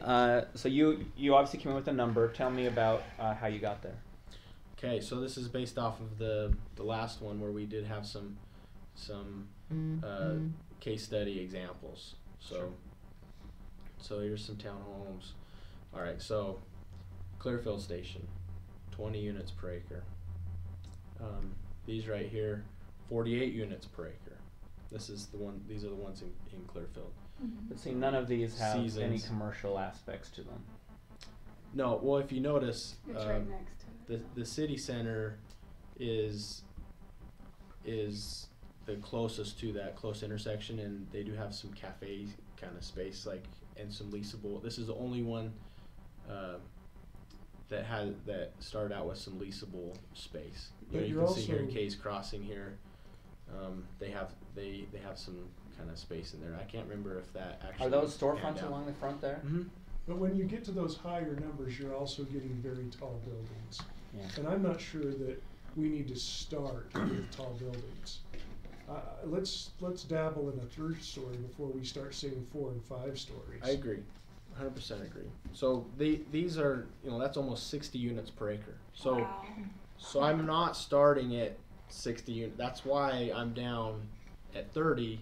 And I've talked to developers and things. And so 30 is a competitive allowance, but I 100% agree we should have height restrictions, we should have landscaping requirements, we should have architecture requirements, parking requirements, all that stuff. Yeah, I looking at the one in Layton again, Gentile, or what was it, Church in Maine?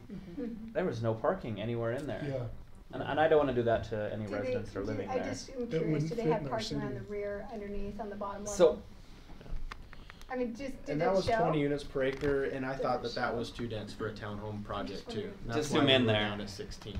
So I would also say be careful not to get tunnel vision when you talk about mixed use zones, because residential is only one component. I think you want the purpose of mixed use, right, is not just to allow apartments, right? The No, purpose No, is it's just trying to to incent is business. to have our commercial center maybe. move, Yeah. you know. Well, and really, I think that we lack this in the city right now. I have talked to several residents who say they can't find the mom and pop style space, even with larger square footage, something that would be more near residents or stuff, and they end up in other cities. And I would like to see what the potential would be if we offered some of that here. So there's got to be a magic number, and I don't know if it's 30 or what, that makes that happen. There's got to be a density that makes the commercial happen. And are we also discussing that townhomes can be a part of this? I'm worried that we just jumped right over townhomes and went straight into apartment complexes, that I think our citizens are gonna struggle with that. I think we struggle could with start that. with townhomes. We don't have to start with apartments. But again, this is one of those things that maybe we talk about it a couple of sessions before we go to a final draft. And maybe we look at some of the things that people would propose and say, what does this really mean for our city before we finalize a zone? Well, you have about 5 developers here in the audience. You know, I'm sure and I was going to suggest something like that. You know, we're all of us here are all non-real estate, non-developer people trying to decide what's going to be best. Exactly. And I don't think you just do whatever the developer says works, but because we have our responsibility to do what's best for the overall city. But I think you do need some discussion with people who do this. I agree. And what is the And appropriate one thing numbers? I want to make sure that we keep in mind is I agree that a lot of people probably don't ever want to see this, but the places this would go are very limited. And I really do think we need a place for our kids. I want my kids to be able to live in Syracuse.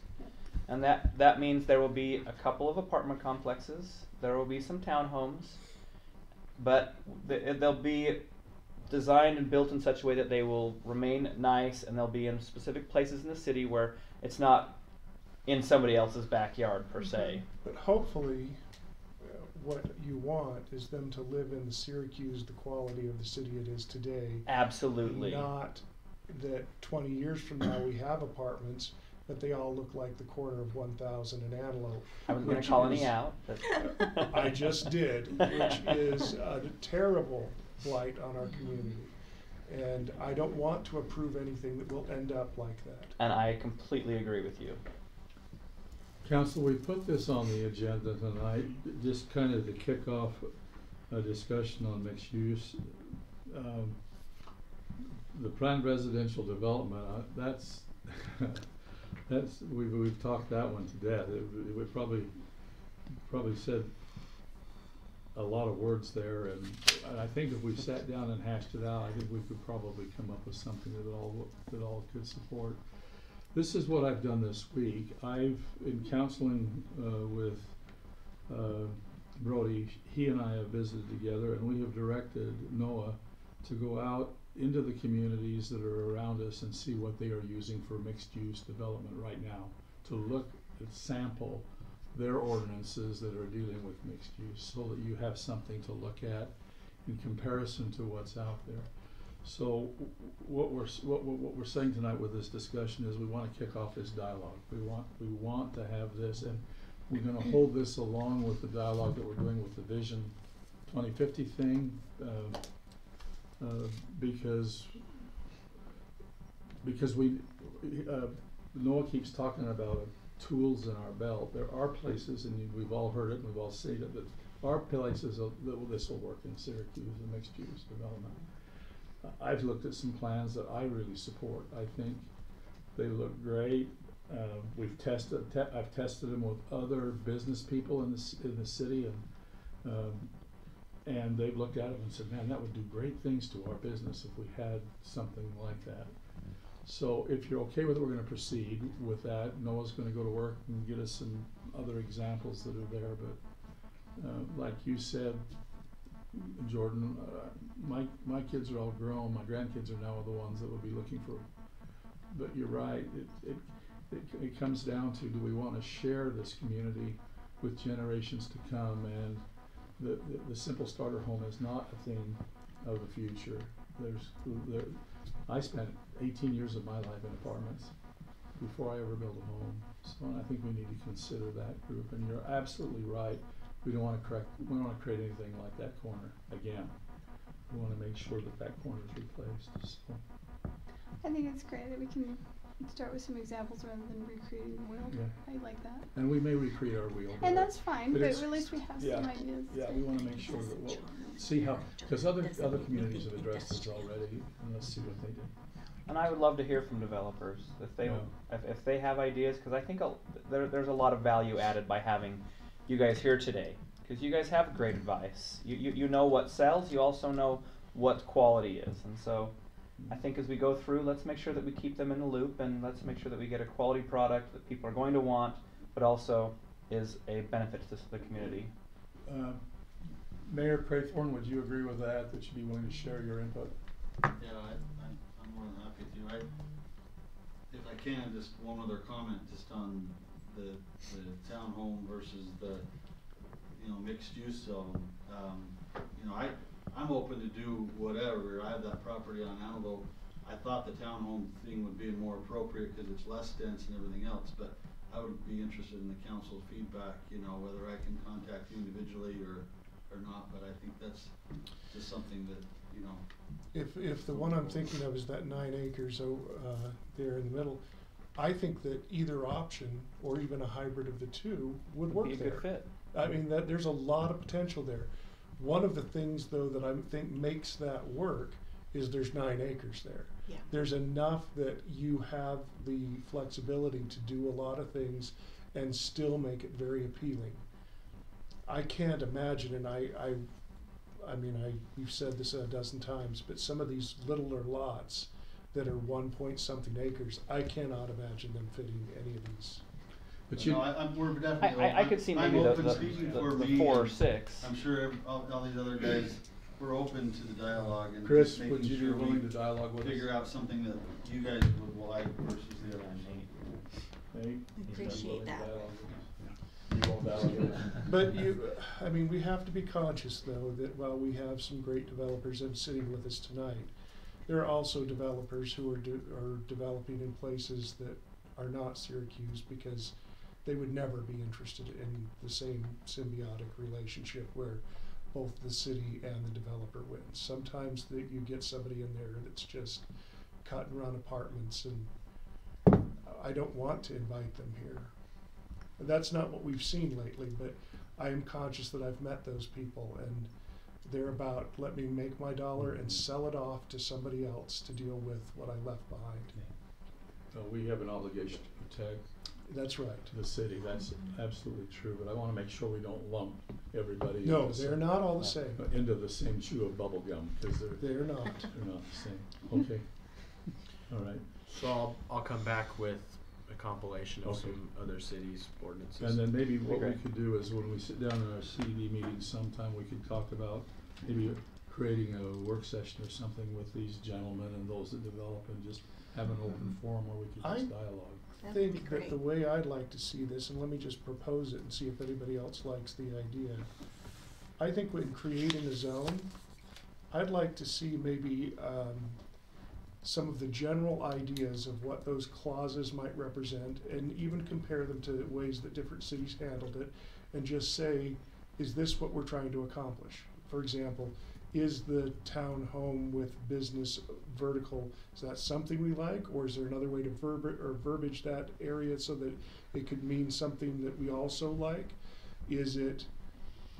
Are these conditions of architectural standards something that's important to us?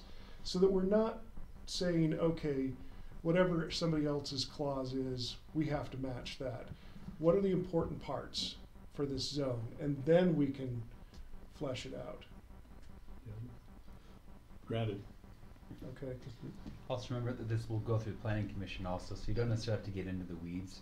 Yeah. As much as you give sort of a vision and direction, let us know where the red lines are that you don't want the planning commission to cross, and then let them do their job in the weeds. And then bring the finished product to you, and of course you can always change what they adopted. That's a good plan. Let them do the hard work. Got a good beat and it's easy to dance to. Let's do it. All right, Council, I think we've had a great discussion. Let's move on. Parks Master Plan. Thank you, Noah. Thank you, Noah. Thanks, Noah.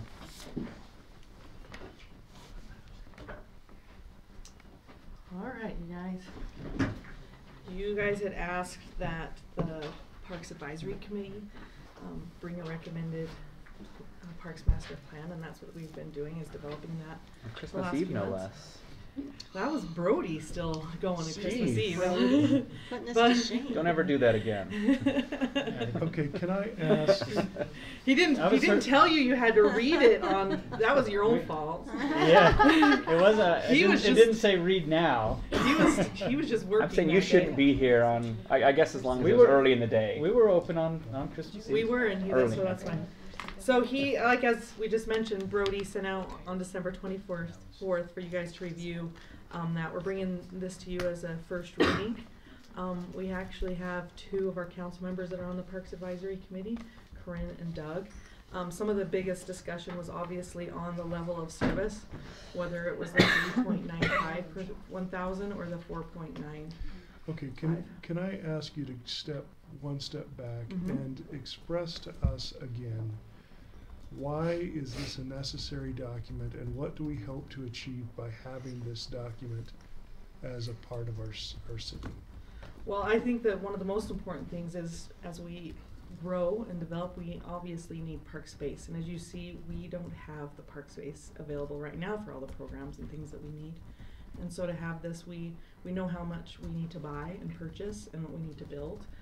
It's for developers. When they come in, they can look at this and see that where there's parks could be located.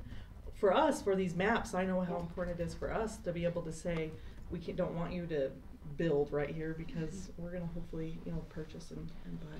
So or we're thinking about with your development, we need a park area here. Could you help us build a park here? It helps to establish a level of service, just like the stormwater plan did.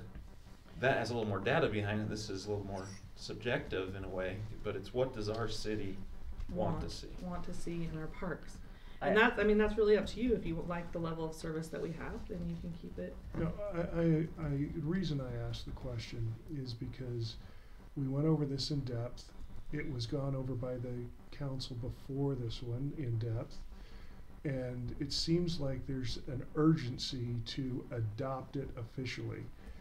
I think at the time, and I went back to my notes, the decision was, okay, we have it, we can put it on the shelf, we can refer to it whenever we need to, but we didn't like it enough to adopt it. So I'm trying to figure out why now we have to revisit this. And we're trying to make it a future plan, like a guiding. Yeah, I mean, in essence, you're operating without a plan.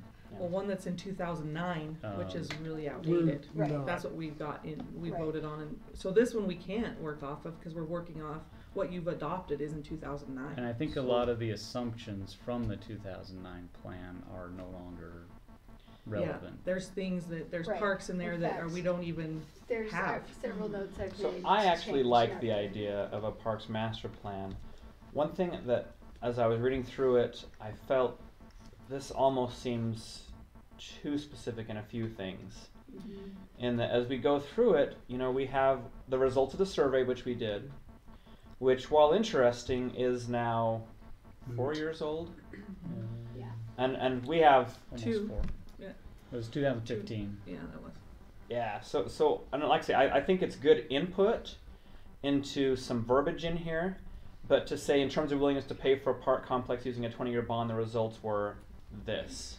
So what I feel like this document should, instead of saying, based on this survey we did a few years back, this is what we got, it should say, the council's opinion on bonding is this. How willing do we want to try, the priority is, do we want to pay for it out of impact fee? Are we going to pay for it out of the park tax? Are we going to pay for it? It's such, and kind of say, these are the priorities of this council to pay for a park, not the interest 5 years ago was bonding was this. It just seems like this is too specific to a survey that was done versus this is a guiding document to how we want the council to act in the future. I do have to say, as I read through it again over this last 2 weeks, I was amazed at how much we'd actually had accomplished out of this document. Because what we were focusing on when we were doing the Parks Committee was more on what level of service do we want to maintain. So I actually was reading through every paragraph through this thing. And there's a lot of updating that still needs to be done on it. But it was a great way, though, to look and say, are we doing what we set out to? And a lot of it we have. And so it needs to be updated and then refreshed. And then you reset your goal. You reset the, Like in here, we have a statement, more trails are desired needed to accommodate demand and provide walkable connections to other parks and areas of the city.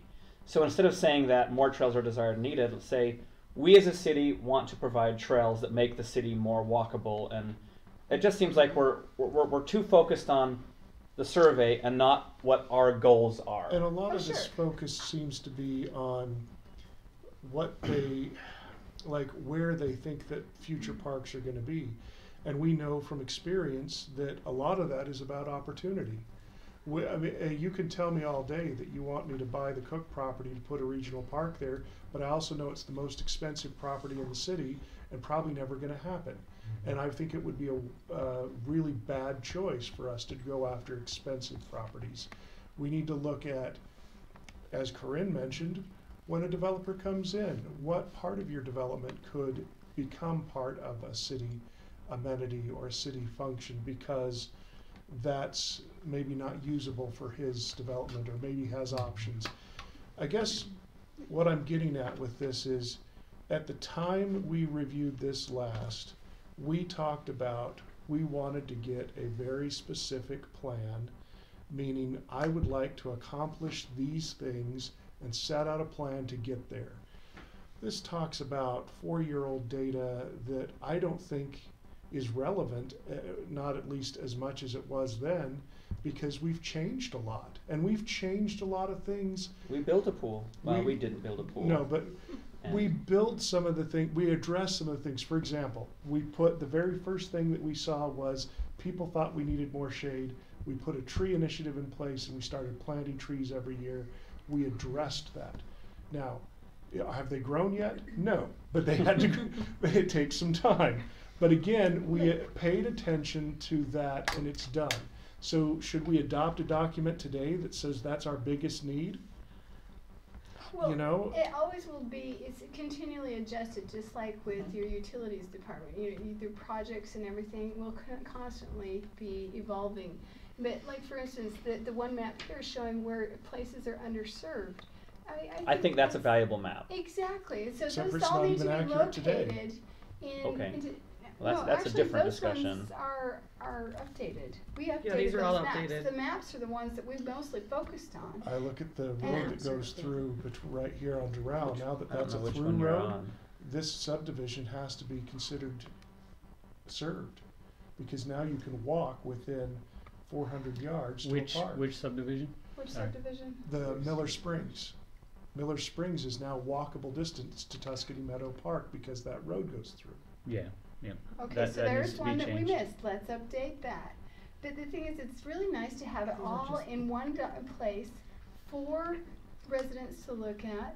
I agree. And we and we forever- need to have resident buy-in for developing parks and where they possibly could go and what they want in them. And this document says that. And we're constantly going to be evolving it. It's not like a one and done for 100 years from now. That's No, impossible. but it's more than just one error. I mean, one that former Councilman Anderson pointed out is that in this neighborhood that's Lisa's, it says it isn't served by a park, but directly across the street is a park in the next city.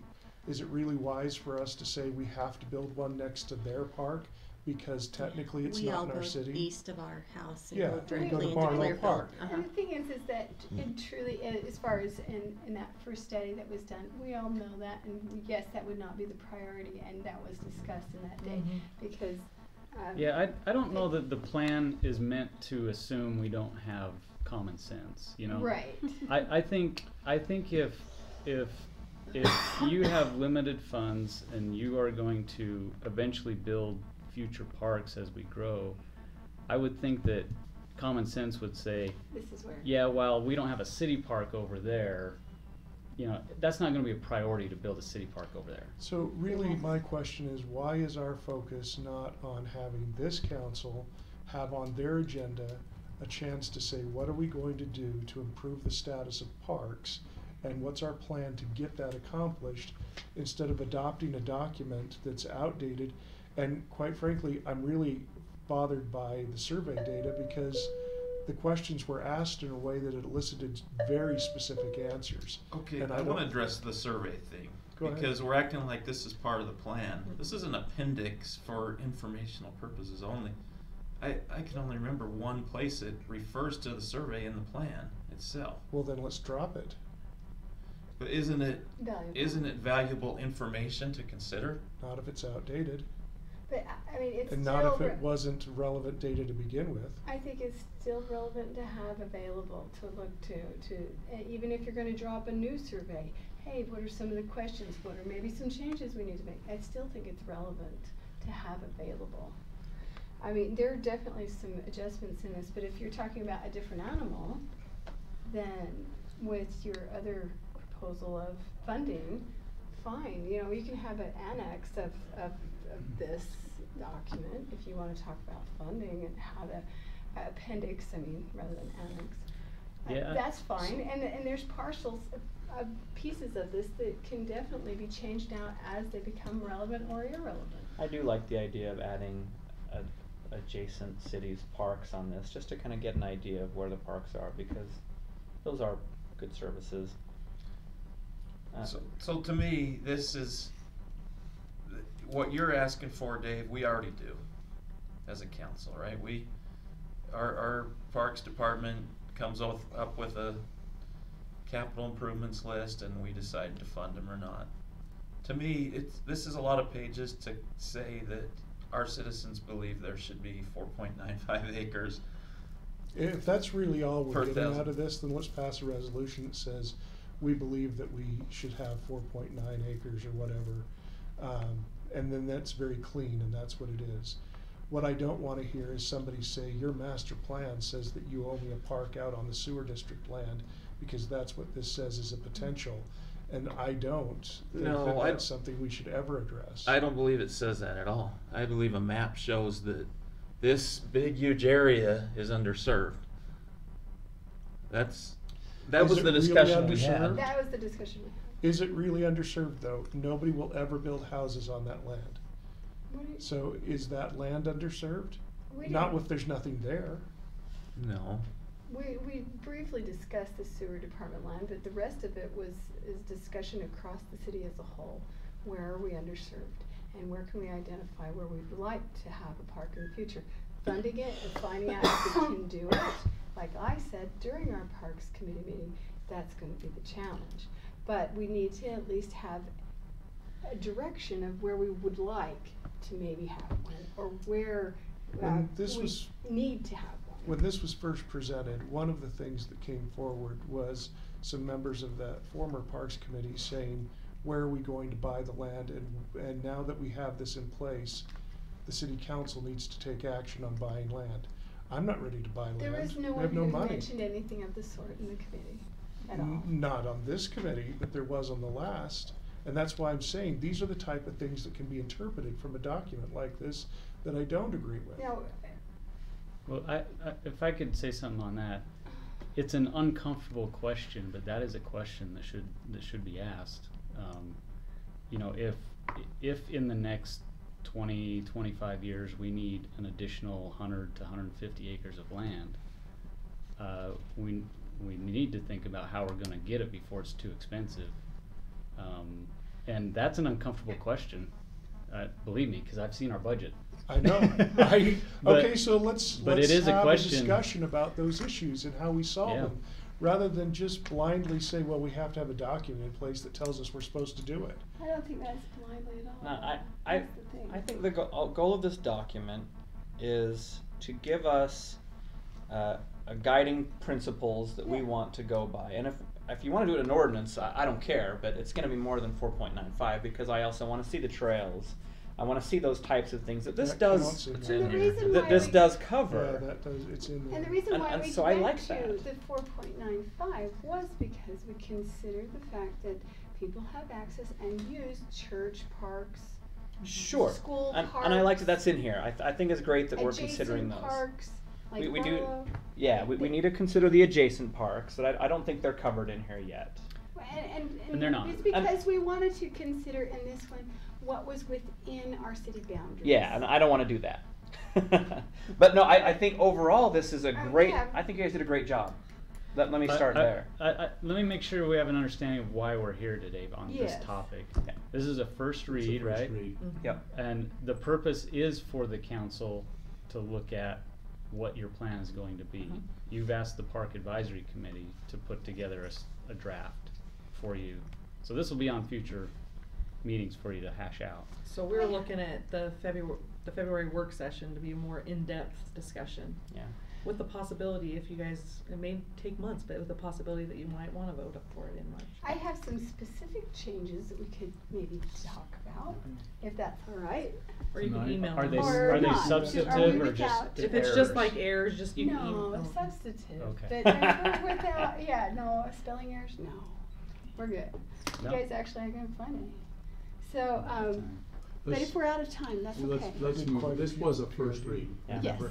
Yeah. And we'll put it on the realize it's the agenda first for the read. February It's the work first read. session for a Just bringing longer it to period you. of time. Thank you, Okay. Mayor. The only thing I want to add to the whole thing, if I may, is just in here, like for example, like shooting range, these types of things. Let's state goals rather than receive more yes votes than no votes. I would think that would be appropriate. I think that was my big criticism, was just let's make sure that this is a direction goal setting document as opposed to the specific results of a specific survey. Well, I think it's good to have in there for informational purposes. Maybe We that's are just free be a to make whatever we portion of want it. to do up here, and let's make sure that this states what our intent is, not necessarily what the survey said our intent should be. I think the crux of where you want to look is the section on recommendations. Yeah. That's the one that's the one with the meat. Mm-hmm. And there's a few other little places And the that maps. I'd like to adjust. But the which would be purpose, great, the 'cause we've purpose of changed. the purpose of this meeting was to stick our toe in the water. Right. And I've learned some things just listening to the discussion, so it was a good first toe stick. Let's I move liked on. our discussion. Thank you. Let's move on. Let's move on. You wanna take this for Tried to Steve? call the Sure, baby Brody. ugly though. Sure.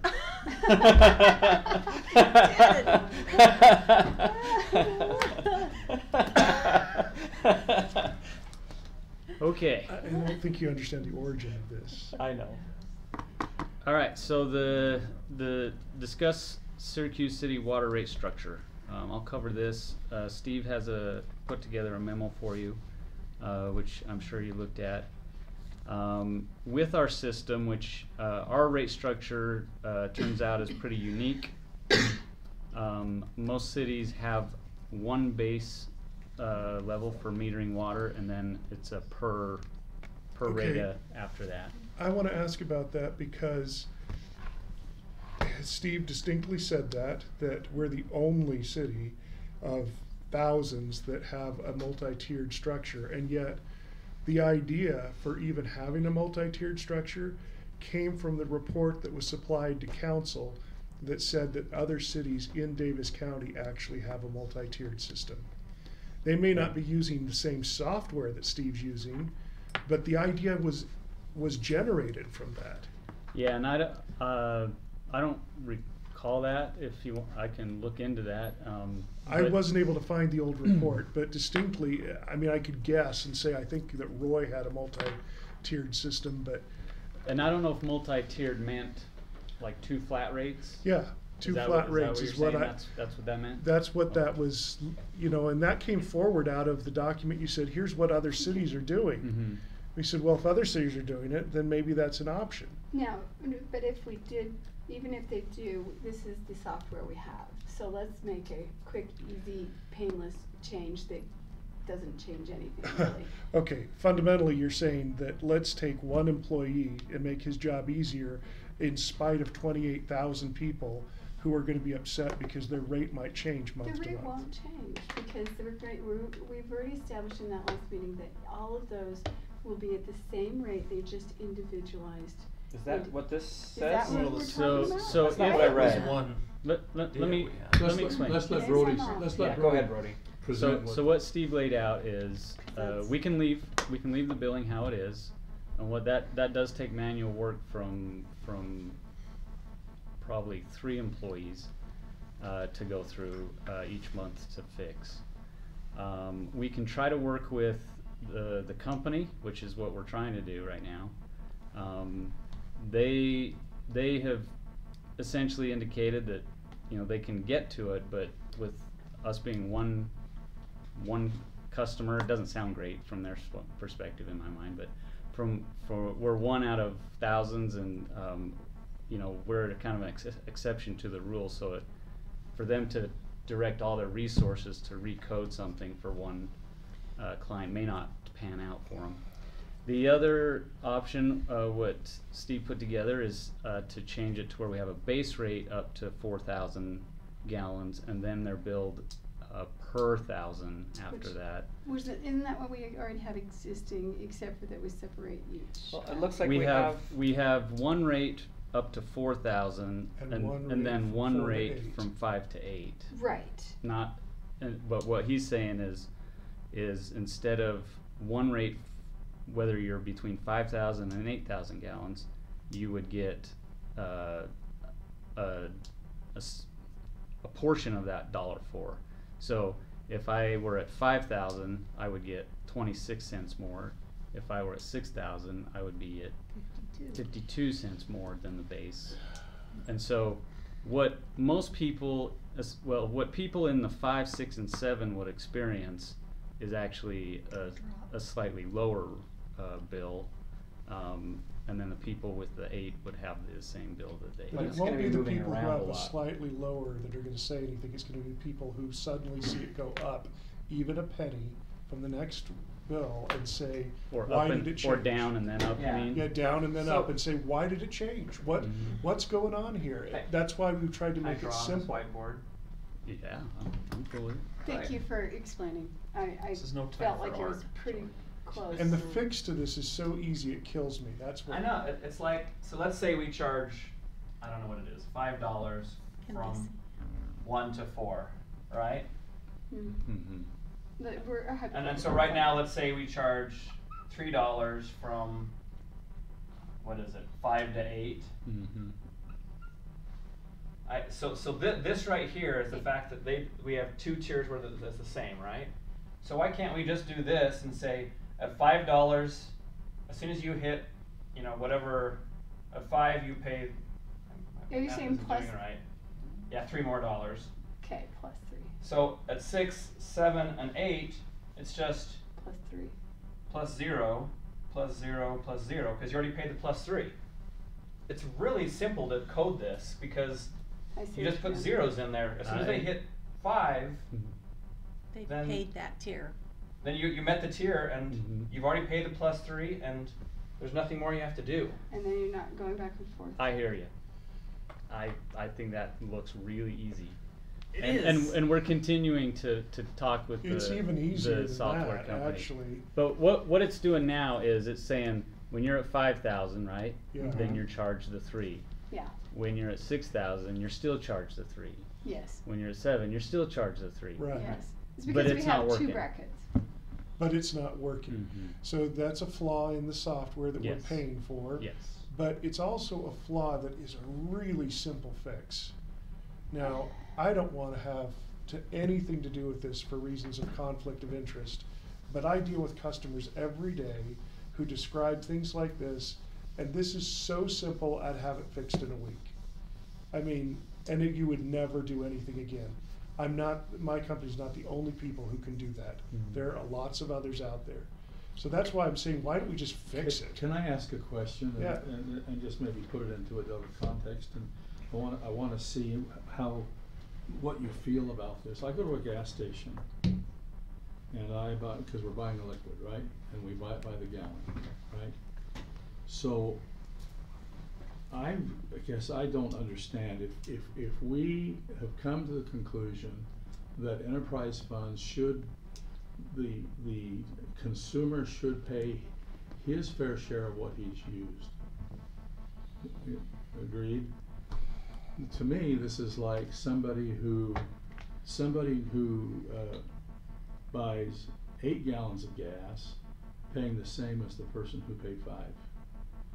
Okay, so here's Or the person that had bought 7 gallons of gas, paying the same as the one who used 5. I hear that, and that's why we had people talking about this back when we had one flat rate that was up to 8,000 gallons. There were all these people saying, I don't even use 2, why am I paying for this?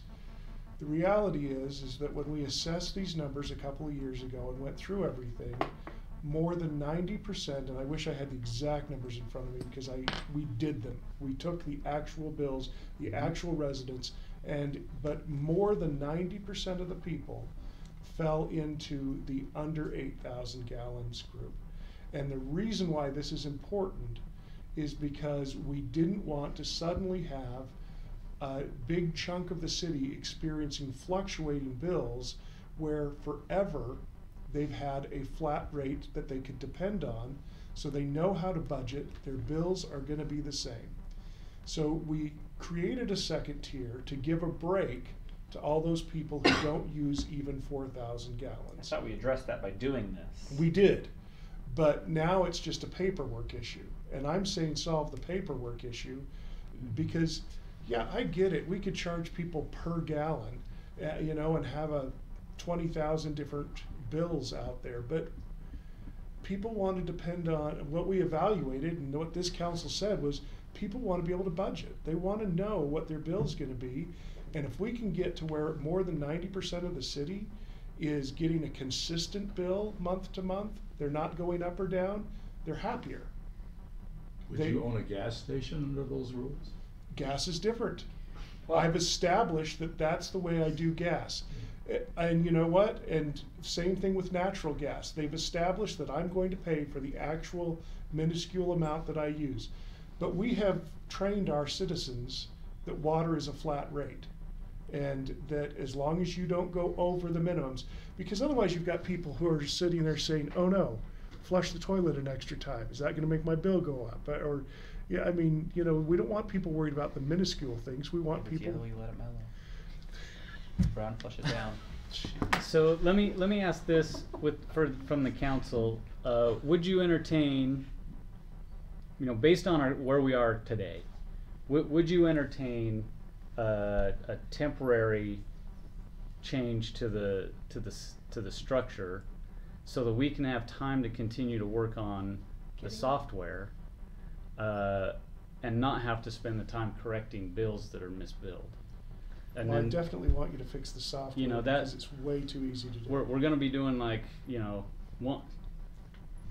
we'd rather spend the time trying to fix software and try to get, you know, progress on that and get the structure to where you want it than spend time every month by Fixing hand bills. correcting bills I'm one okay at if a we want time. to do this. If this gets us to where we need to be, Even if you want to do like a sunset, like let's do it for, you know, X months or whatever, and see how far I don't we want can to do get. that because I think Dave's right in his point that people get trained. So I think the question is, are we ready to jump to that next level now where we're going to train them a new way? So what are you, then what is that, Brody? What is the change you're suggesting for those few months until we can fix the software? it's this that's in the He's packet. saying, So- can we get it temporarily until we get the problem fixed? So he gave 3 different scenarios just to kind of give you an idea of what it does. So if you divide the $1.04 by the $4,000 or 1,000 gallon groups, it's the 26 cents per 1,000 gallons on that tier. So that's what that does if you just do 26 per 1,000. It is a slight reduction in revenue as a whole to the city. If you wanted to do 38, that would get you to where you were today, but those 7 and 8 1,000 gallon customers would probably pay more than the $1.04. So you could also, I think you know, you can also raise it to where the 5 and 6 are at 30, and then the others are at 40. If one is worried about if people are going to be upset or not, then one needs to consider, oh hey look, bonus, I got 10 cents off my bill this month. They're going to be less upset over that than having to pay more. And that's the for answer if temporary. you get a question is, yeah, you're seeing some fluctuation, but overall your bill's gone down. Except for, you also presented at this year's budget retreat that there was some feeling that the bill wasn't capturing enough for future needs, and we might have to consider raising the bill yet again. Yeah, with the water rates, yeah, and that was related to some of the projects that we're doing. Right, and you know, every time we make an adjustment, people think we're just tinkering with their budget. I'd rather tinker less. And we're going to raise But in it the $2 meantime- here in the meantime, 6 months. we Let's have do a it all problem. together. In the meantime, what do we do with this? Do we do nothing? Is that what you're saying? While they try to fix it? I say mean, what do we do? attack the real problem, and that is the software, and not attack the rate structure. But if they won't fix it, then we're stuck. No, that's not accurate. We could fix it. We could, even if they wouldn't fix it, we could write an algorithm that would fix it for us and just eliminate all the paperwork. I mean, that's so simple to do. You could, do something here internally that we just take that group of billing, run them through a quick algorithm, and it fixes all the data for you. Just rounds them all up to 8. Yeah. This is not hard. This is really simple programming. And And I'm like- not I'm not a saying. programmer. Me neither. That's, I sounds agree with you, magic to and that's me, what we're so- we're continuing to work with the company. That option is not going away. The issue here is, do we want to continue to spend our staff resources on fixing bills by hand? I guess one thing I'd like to do, so I'm actually okay with this approach, but the thing is, at least temporarily. But my concern is, if we do this, they will just say, okay, good, that problem went away, and we're stuck with this forever. Yep. Who's they? The company, the company with the software. the company with bad algorithms. The way to fix those things is to be noisy. You've got to. Well, yeah, I mean, I think if we continually express to them that we're not happy. So I think we should do. I and think if we do this, we want it this way. I do think we put a sunset date in, and say, just to let you know, we're shifting back in 6 months. So you can have it corrected. So you can have it corrected. But we do understand that this is probably not your top priority, but we would like you to have the time to work on it, so that when the sun sets, Then you're what? ready for us. But then You should call it's it a 6 company. months, though. Really, if they that's don't, what should happen. if we're I still should be, the low because I know enough priority, about what's going on. what I'll is bet I our could say, gain? come What on, is- I what could is- do this. if They we would do don't, it. And then they what? would do it because they embarrassed. would know If they that don't you know fix it really it- can be done. Yeah. Do we pull out? I What do we always do? love Do to you know what I'm just say. saying? I would definitely consider do putting it out stuff to 'cause bid. It's Your- out. your Well, number that's the of thing is, non-standard when you is would this tell due them for how to rebid? But you can get to the And top. will it I cost don't- a I lot don't of know money? that we have a- Council, we're off topic. Let's- I don't know that we have a Well, except sunset for- on the contract. It's a software contract that we'll just keep until we And, decide. you know, that there's we're no done way with there's it. only one software package in the whole existence. There's dozens. Yeah, and in Steve's research, the others that are out there, you know, he's indicated that the costs will be more expensive. This is kind of the less expensive option out there. I mean, I really like what you're saying. I'm just saying that usually there has to be a backup of, okay, if you don't fix it, then we'll just get other people, you know. And that's what we probably would need to say. Yeah, and that's what we could say, is just say, look, we understand that you're working through this. Mhm. Let's put a sunset on this and say, look, we've done this, we've put in a temporary fix to help accommodate you. But with the explanation to our citizens that this will be fixed by. Sure, and in the meantime, some of you are getting a discount. The other ones, flush your toilet less. I don't like that. I don't like the temporary thing. That's hard. And I don't like to trying sell. to tell people one thing and then So, that it's gonna change yet again. so are you saying Of course, that it you will want? change though, cause we're gonna add. So we're what gonna I'm hearing increase you it guys again. say is that you want to be noisier, still use the staff time to fix it in the meantime. Is that right? Is that what you're proposing? Here's Well, a question. I guess I'm just at one of the two ends. I can support that. I can also support just changing it permanently.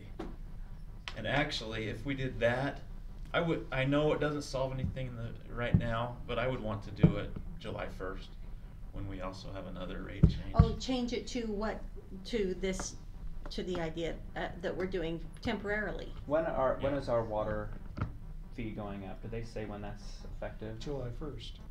No, it can be whenever you want. No, No, I'm the talking one about for the us. water. To us. Oh, from sorry. Leighton Weaver and. I believe it is July 1st. Mhm. So they're gonna get like a $4 increase on all their bills on July 1st. And if we were gonna change to this kind of philosophy, I'd rather it be then and say, Except, we're Do it gonna all at make the same this. time. now we do know that the 4,000. consequence of delaying that is that in the meantime, staff has to I know.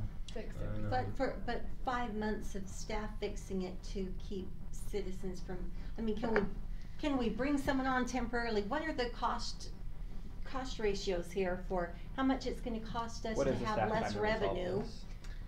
And I think you really, said at there what was like- time, there's a couple it's of like weeks' salary 130 for that accounts or employee, something just like pay that for a that are- fix.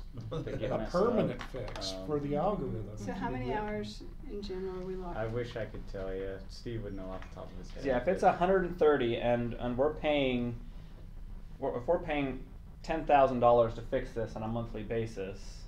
That's what I'm saying. What is the cost? I'm pretty confident that we could fix it for less than that permanently if you just went out and got a programmer to write you a quick fix program.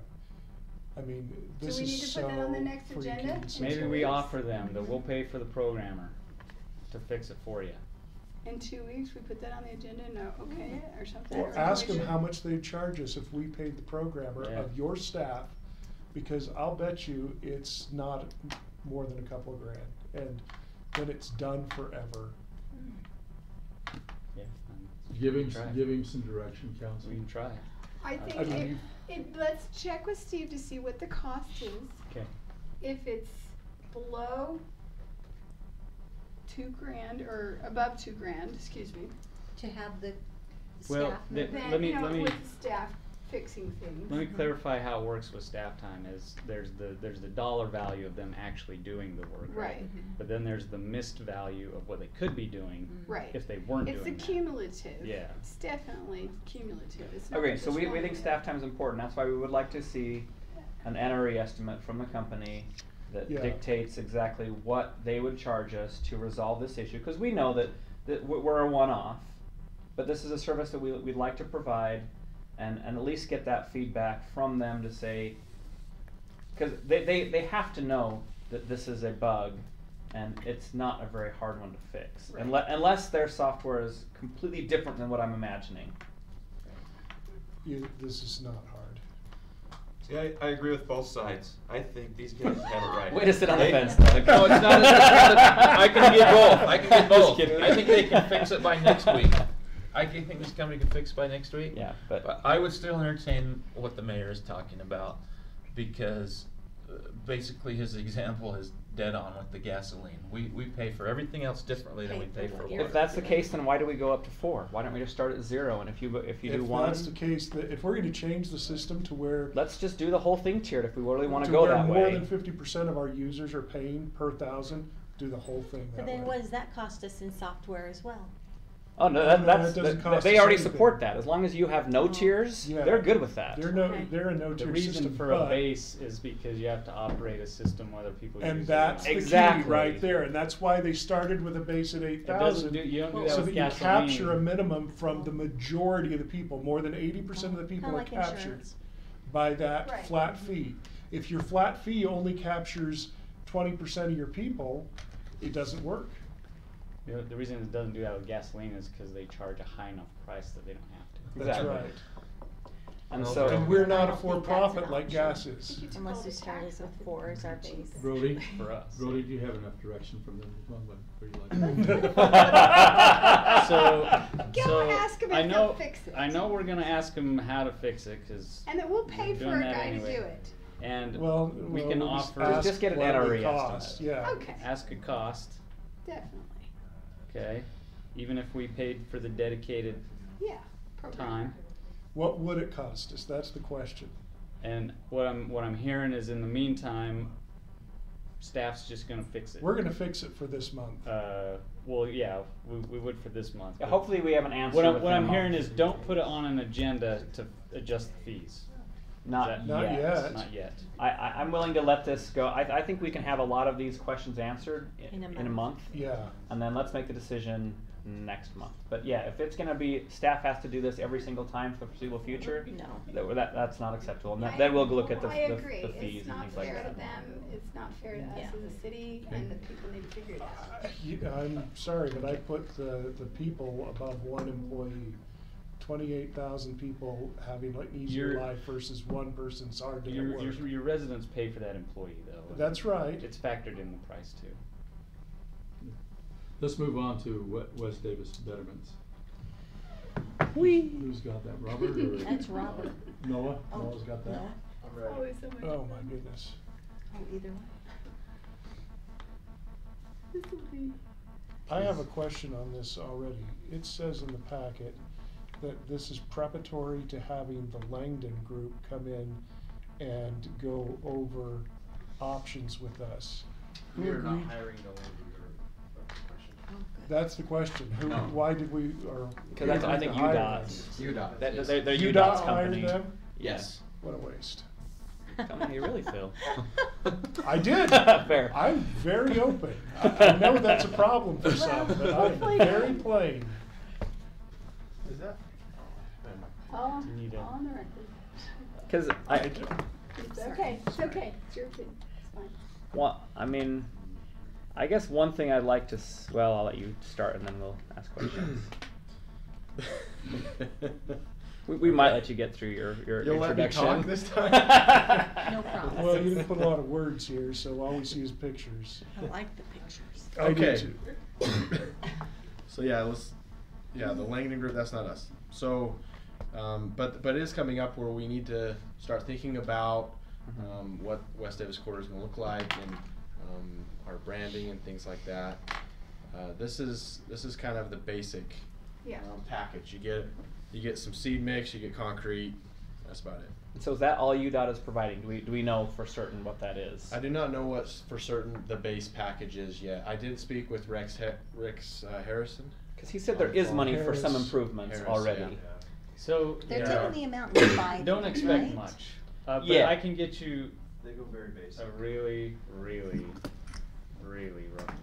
Does that sound good? The problem is numbers don't Okay. mean anything to me. It really doesn't. Do you guys want to look at the numbers, or want to keep looking at 100,000 bucks your pictures? bathroom. Just seriously. I don't know what that we're ready to Well, make. then we'll know what we're. Yeah, I let's- obviously want the We'll best draw one to. on here. I do. Me too, but we might not be able to could be afford it. But different. let's Then you talk have about to it. pay for it. That's the problem. That's the That's thing. the is- I don't want to spend our citizens' money on this. So the goal of this is to start looking at what our options are and to kind of decide what we like, what we don't like, what we might be willing to spend on. And so you can see this is another kind of traditionally basic package. As you can see there's some landscaping, but basic bridge. Which would be our responsibility to take care of, Yeah, right?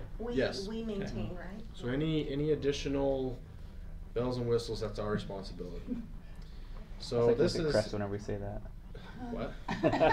She's not paying attention. Oh, I am. Is that a loaded word? Sorry, I didn't mean to say that. But if you I notice want this, shaped shrubs, maybe This some one? giraffes. Kind of partly elephants. zero-scaped. I want one of each council Bison. member. Okay. Oh. Did you have a Listen to question, Noah. Minister? No, I'm sorry. Okay, so this one right here has, it's like some cap. I don't know the proper architectural term, but, and then it also has a pattern, and then it has landscaping. This is Layton Okay. Parkway, I think. This is the parkway. There's also railing. Okay. Let's keep going on. This one, look, you can treat a bridge like architecture, and you can apply materials to them. They've got the mountain there, they've got the pinnacle, they've got some things, and they have a, I think this isn't a very expensive thing. They indicate what road it is. They could do that with basic street signs too, as well. Yeah. But I do like that. But that's like Can't 50 spray paint a times bigger stencil. than a street sign, like the one of the green ones. And then as you go through GPS, you're like, oh, I'm at the right place. I'm here. Exactly. Yeah. So it helps with place finding and that kind of thing. I was going to say after talking with Rex with UDOT, he believes that Antelope will be going over the West Davis corridor. Mm-hmm. So this Just is because why of I've got this topography picture here. makes sense. Yeah. Yeah. Yeah, the bluff and everything. So you can see they've got some kind of cut out art, and they've got a little tiny seal you can't really read. Then you have some pattern stamping up here. And then they've introduced some coloring onto the bridge. You can see some other examples of what's called a form liner. It's a pressed concrete as laying down or as it's being poured, and then they've got here on the top here you can notice some decorative fencing. This is another, and I think, in my opinion, the most important thing is to be consistent. You can have a really nice one here and a really nice one there, but you don't really create that sense of place until you have some repeating textures or repeating, this one throughout American Fork and just south of Utah County, you can see they've used the same kind of squiggly pattern and then the same brick pattern. So, as we move forward, I'm sure there'll be opportunities to comment and try to coordinate with other cities, kind of like the way they did with Legacy. So this is a close up. You can see that you have a pattern on the concrete there, and then you have these keys here. Is the color also an additional expense, having different colors? Just like on our that's splash like pad. anything Yeah. that you But- add a little clay to. I think all this is premature because what I pointed out a couple of times earlier is we really need to sit down and have a discussion of how we're gonna brand the city. And then maybe that kind of helps us point in some kind of direction. I mean, maybe what we decide we're gonna really try to help shape the image of the city could be portrayed in this, and maybe not. But Yeah, the goal here is not to decide what our brand is. The goal is to introduce you guys to what other people have done And also you know, maybe what it looks like, if what we it's want to on. spend it on landscaping or on architecture and I think there's not gonna be enough for much, and if we're all agreed that there's not much for there, I don't wanna spend our general fund And so on this stuff. So the project budget right now sits at 700 million. What they'd take is I've got the math already here, bro. 3/4 of Go ahead. 1%, which is 5 million, and then you divide that amongst the I For guess, what is it, passes? 4 cities roughly. Yeah. It'll probably be by mileage, not by city, but Or by number of exits, which we Yeah. have an extra, So we which is get nice. so it's around 1.2, 25 1.3 We're not gonna get much for that. for, Just depends on- for all three, yeah. Yeah, my math is a little bit lower, but it just depends on how many miles you consider to be in the city and whether or not it goes all the way up to 193 or ends at Antelope. Assuming it ends at Antelope, that's about 3 miles. So you can see the math on the screen there. Do you know what we could do, is we could, since the furthest north exit is almost in West Point, we could let them pay for it. It will about be in this? West Point. What are we So talking you about? see all those nice overpasses in Utah County? Yeah. And you go through them just one after another.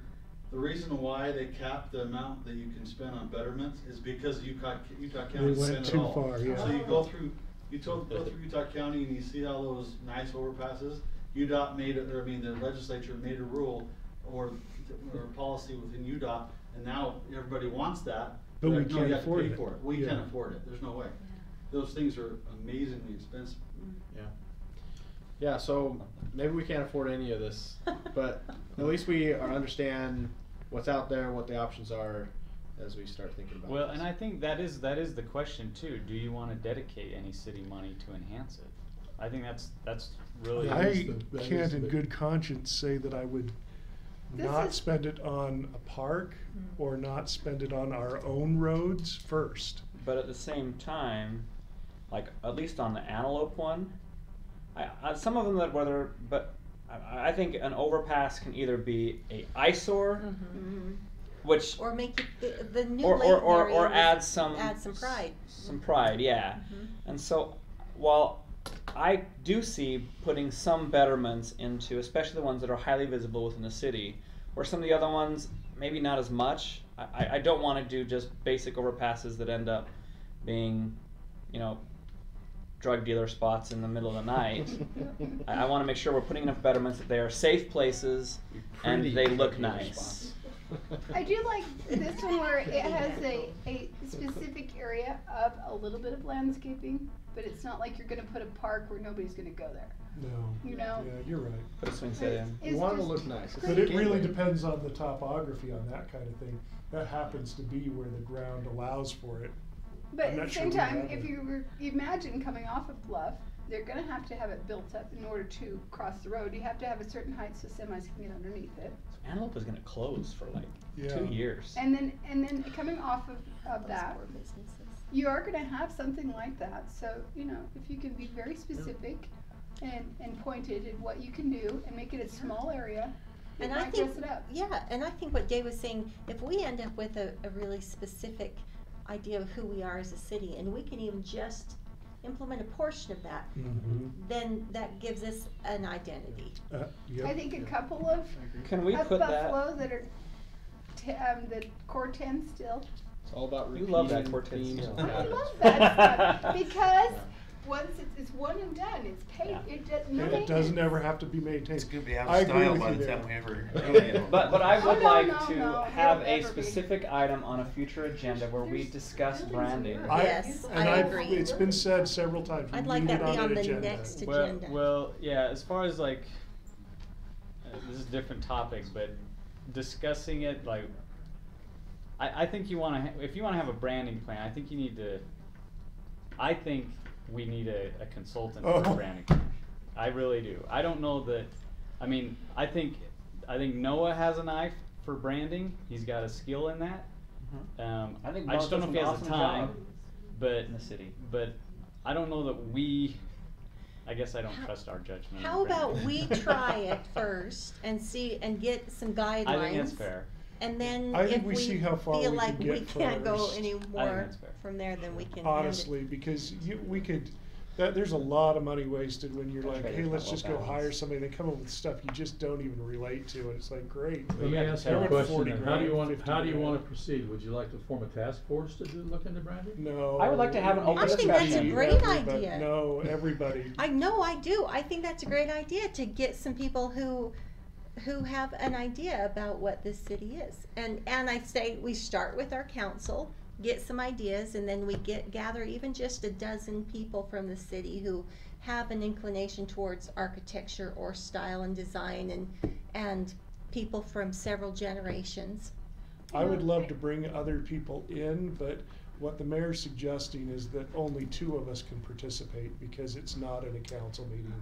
And that's what I'm not very interested in. What if we bring it to All a of us council should meeting for the purpose of defining what branding is, like Yeah. what it means? Sure. Because I think it's a lot of different things in Mhm. people's minds. Is it a logo? And Is I it think, website? Is it yeah, is it just, architecture? Oh, okay. Right. is it just Yeah. color schemes? Is it website, Yeah. logos? Is it, what is it? Everything? Did you get the Okay, bison so yet? here's the, Did we get the I think bison that's a yet? great idea. They're not Start just- Kinda start like there. Define what For we're the doing. park. Define Over it the- and then go yeah. forward so that we're Oh, not they got rid of it. incredibly general with Yeah. everything. what? No, not in the splash pad. We're talking about a different bison. Sorry, we are way off topic. Okay. Can I recommend, before we finish, I won't Okay. go through all of them, I'm sure you've probably seen them, but I wanted Go to. through all, because the last one's my favorite. Oh, That's the The one I last want. one? Yeah, just get to the last They- one and do that one. Yeah, drum roll, gold That is a standard. great go. one. Oh Yeah, my there you This go. is the gold standard. That's legacy, right? oh, I thought you meant this black and white. I'm like, Oh, legacy. it is, you're right, it's But that legacy. also didn't have the rules of the betterment. Right. Yeah, Right. it's very That pretty was pre overpass. That's the gold standard, and then just in general, as far as themes, I kind of have a good and a bad. I think the good is when they focus on the overpass as being a piece of architecture Mhm. and not necessarily a piece of art. yeah, like you can choose architectural fencing and the patterns and the capping and things like that and the signage and landscaping around it. But I think where it can get really cheesy is when you just look at it as like a canvas to like paste stuff. Those look like people jumping off the bridge Yeah, like- there. Oh, that. You know, it kind of does. Right. Or like, I oh was yeah, we like, love I mean, airplanes. you're That's neither great. one of us freaking out. Are they refueling a jet? Yeah, so Yeah, that's the aerial refueler right there, one of Yeah. them. No, that's birthing Yeah. the jet. And That's then down a that's a little mother further, jet. peace and love. Yeah, I mean some of these maybe Little they're vandalism. yeah, or like you see Easy. you see the metal stuff like I don't know. Yeah. I just think it's classier to have to treat it more General yeah, design. like a big Xeriscape kind of thing. I would Anyway. say connected to maintenance, I think we're better off to put our money in architecture than landscaping. Oh. That's Oh, yeah. just, Definitely. we've And seen how they everything- can turn to a pit. And the council member on Mosquito Bay from West Bountiful has told me many times they planted thousands of trees and almost They all all of them are died. died. Oh, Yeah, they wow. have And maintenance so he agreement would with much Legacy. rather put it in architecture. Yeah. But I Yeah, think there were a lot of trees back in planted the on day Legacy.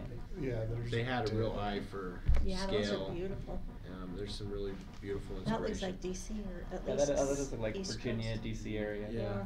So as far as betterments goes, we don't get any money in what's considered betterment. I want to make that distinguish between the difference between. So betterments are things that we ask UDOT to do while they've got it open. You know, upgrade a water line. It can be landscaping and aesthetics, Okay. but that's 100% our responsibility. Betterment. Gotcha. But the aesthetics budget, they do have an aesthetics budget that because of these people in Utah County, Who were so great. it's to now us. capped at 0.75%. of the That's construction why budget. we can't have nice things. They Yeah, ruined it. because They- They ruined it. because They they're went all and in spent all Utah the money. County.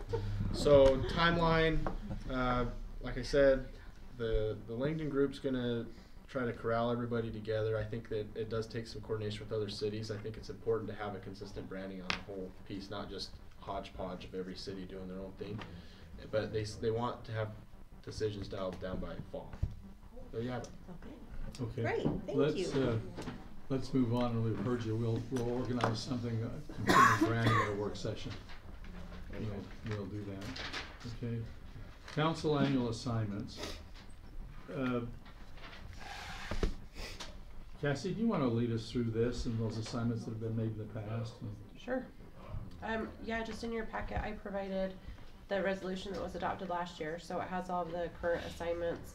Obviously, we need to fill the assignments that were held by Councilmember Anderson. There are also a couple that are just kind of automatic. Typically, the second mayor pro tem has moved into the first mayor pro tem position, and the third to the second. And so the selection of the third mayor pro tem is needed. But otherwise, we usually just go through this and you say if you want to keep positions that you currently have, if you want to give those up or trade them out. So if we want to just start at the top where Councilmember Anderson's were, that's probably a good starting point. I'd like to stay, keep her Clearfield High. position for Clearfield Heights Community Council, if that's okay. Youth Council. I'll keep that as well. Or, unless somebody else is excited about, Nope, I'm nope, coming you're into just- this blind, so You're I'm great. fine with that. And Bluff Ridge as well, my kids went there, I have connections to Okay. Clearfield and Bluff Ridge, and I might as well do youth court if I'm doing youth council, right? There are I don't different know. animals. They're different. Are they very different The animals? youth court you actually can't attend. Okay. But you work with their liaison. I think you can if you get sworn in. Oh, okay. Yeah, you can, I think, get sworn in too. Okay, so. Just because of privacy, so, but it's, Okay. yeah, you, okay. you That's get not a problem, is it? Okay. But that's I think fine. it is. I've been. Yeah. Yeah. So should I keep it? Andrea did too. Does Sure. someone want to trade? Who wants No, to trade me? I've never done it, so. Okay. I will say this, the youth council probably needs some guidance. Okay, so and maybe some I help. shouldn't do that yet. The thing is, none of us know how to Maybe run it they'll be either is like, the problem. Yeah, You're no nobody help else at is all. familiar with it, so. Andrea just took care of it. By guidance, I mean someone will probably need to invest some time. Okay, I can do that. Stuff Yes, like you that to could. help them out. Okay, Yeah. I can do that, just as long as they're not expecting great wisdom. And youth, Yet. youth court come. has got a really firm foundation on what they're supposed to do. Okay. They just really need a liaison back to us. To kind of just communicate what's Yeah. going on? Yeah. Okay. Pretty much. But you're not having to change anything or do a lot. Okay. Then she had Legacy Junior. And my kids Isn't went that- there as well, but if Okay. someone else wants it, That's that's not fine. where you're at. You're at. I used to be. You're Yeah. Syracuse, oh yeah. Okay, so if you want to keep that, that's great. Then we have all these, most of us are assigned to either be a Board of Appeals member or an alternate, so. Okay, so I'll keep that, right? Everyone does that, Right. okay. Mayor And then Pro Tem. No pro tem. So the pro tem So would move to, Corinne gets- Corinne would be the first mayor pro tem, and then Doug will move into the second mayor pro tem position. So we need to discuss A who's the third. The third. third, yeah, and that's later on in the resolution. We wanna wait till we get to Okay. that. Okay.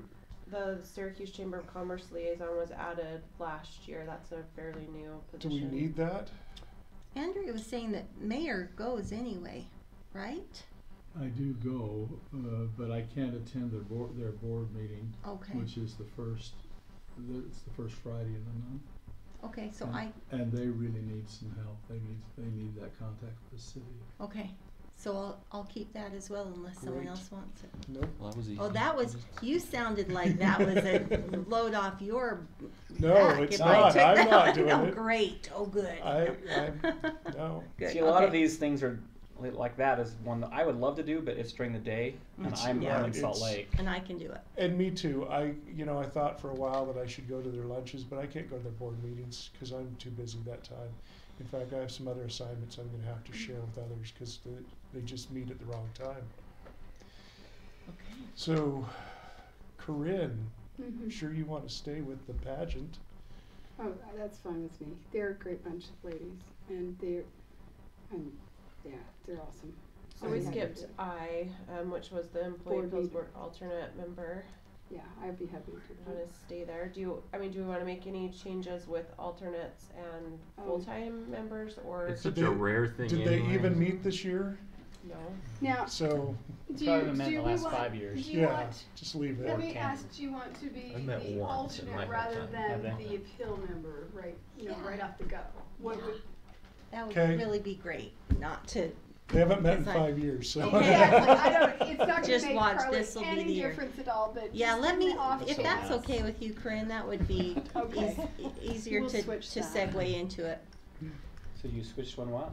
She's going to be the alternate rather than the first appeal member. Oh. Okay. But otherwise, I mean, they're not. So I guess we're down to M. Okay, We already would covered that L. be- Skip. I'm on Okay. K. Skip Buffalo K. Point. K, You're staying Buffalo on Point. K.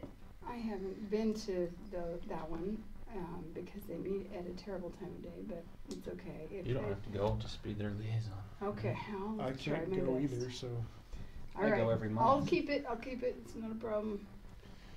Okay, we already adjusted L, right? M is Planning Commission. I think you're doing a Are great you job. overloaded, Corinne? Well, it's just on those every Tuesday. It's really hard, but whatever. Does somebody else want it? Paul will sympathize with me. Do you want to like alternate and have? Oh, like every other? That'd be lovely. Or you could probably still effectively be liaison and attend maybe Every other. once a month and still, Oh, yeah. Can I? it's kind of like, Are you giving me permission? it's kind of like Okay, how. now wait a minute, you- because, You can, well, because your reports have been valuable. Yeah, you And- do and awesome. Kudos Yeah, to that was you a that great started report. that, but those reports actually have been valuable, from both Mayor before and you lately, so I don't wanna I don't start have to telling give you people permission. not to go. Corinne. It's not my place to give So, you but permission. if I don't show up, it's okay. Your accountability Any- is here, not here. I think somebody should go. Anybody interested in that role? Well, Give me we a could few split months to it, kind of like get an someone idea said. what It's I'm in the doing. evening. Y'all have no, Split it. no. You're right. I would, so my suggestion, splitting is an option if you just want the report, but my suggestion is that you have someone Is the who primary, they know yeah. is the contact, single point of contact, so it's not Mhm. confusing to people and you don't get messages crossed up between Oh, planning well, I commissioner talked with to the this other. person. Well, I Yeah. talked to this person. Well, maybe somebody So- else should do it this year. I would actually suggest, if nobody can do it, you attend once a month and do what you can, rather than have two people and get things crossed up. But that's what I'd say, given the situation. Ideally, yeah, someone would be there every time, but if you can't, you can't. All right, so I would do it, except for I'm trying to do some things with the Arts Council for the next 2 months that are going to be on the off Tuesdays. So I couldn't take that over until maybe late March, if you want to really get rid of it. But I'm okay if you still do it, and I'd be just fine. Can you type fast? No. Yeah, that was impressive reporting. It was like you had it recorded. If it's helpful, I could have Heather Just give minutes? send, I mean, she's doing minutes anyway. She really is. Okay. It's really. But there is a lag on the minutes. Yeah, 'cause they have to approve them. Yeah, you don't get them right away. Well, can we be privy to the draft minutes before they're approved? Yeah, you. No one's approving her minutes. That's Touche. right. Touche. I mean, They're not the depending on how minutes. detailed you want her minutes, or But there's some really minutes. detailed, They I are could minutes. just email you guys like, this is how the votes went, Mm-hmm.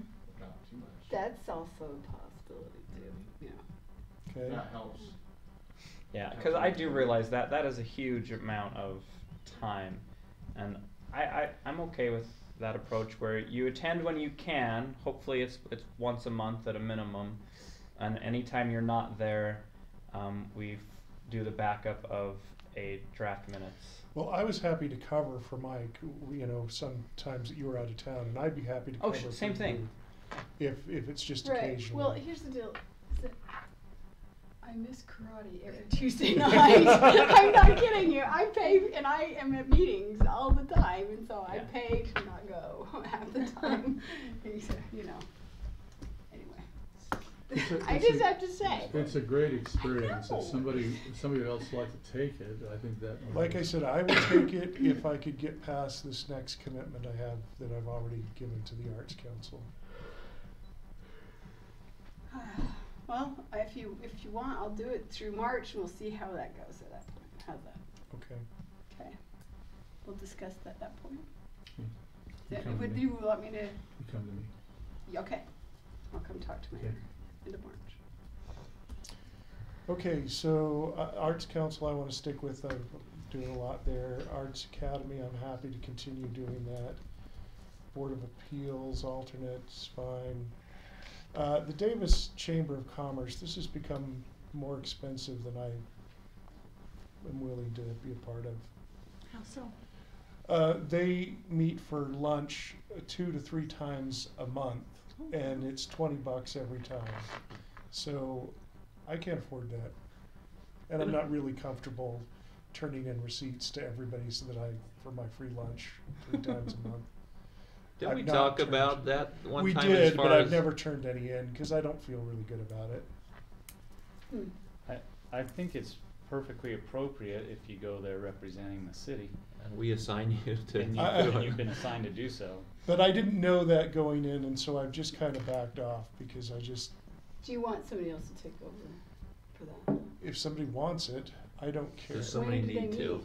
Yeah, When that's is the it? other question. Is So that's the thing. Half the time, you know, I think it's good for us to get with that group sometimes, but then if the some of the mayor's stuff. cog, Some of the stuff is sometimes it's good, sometimes it's not.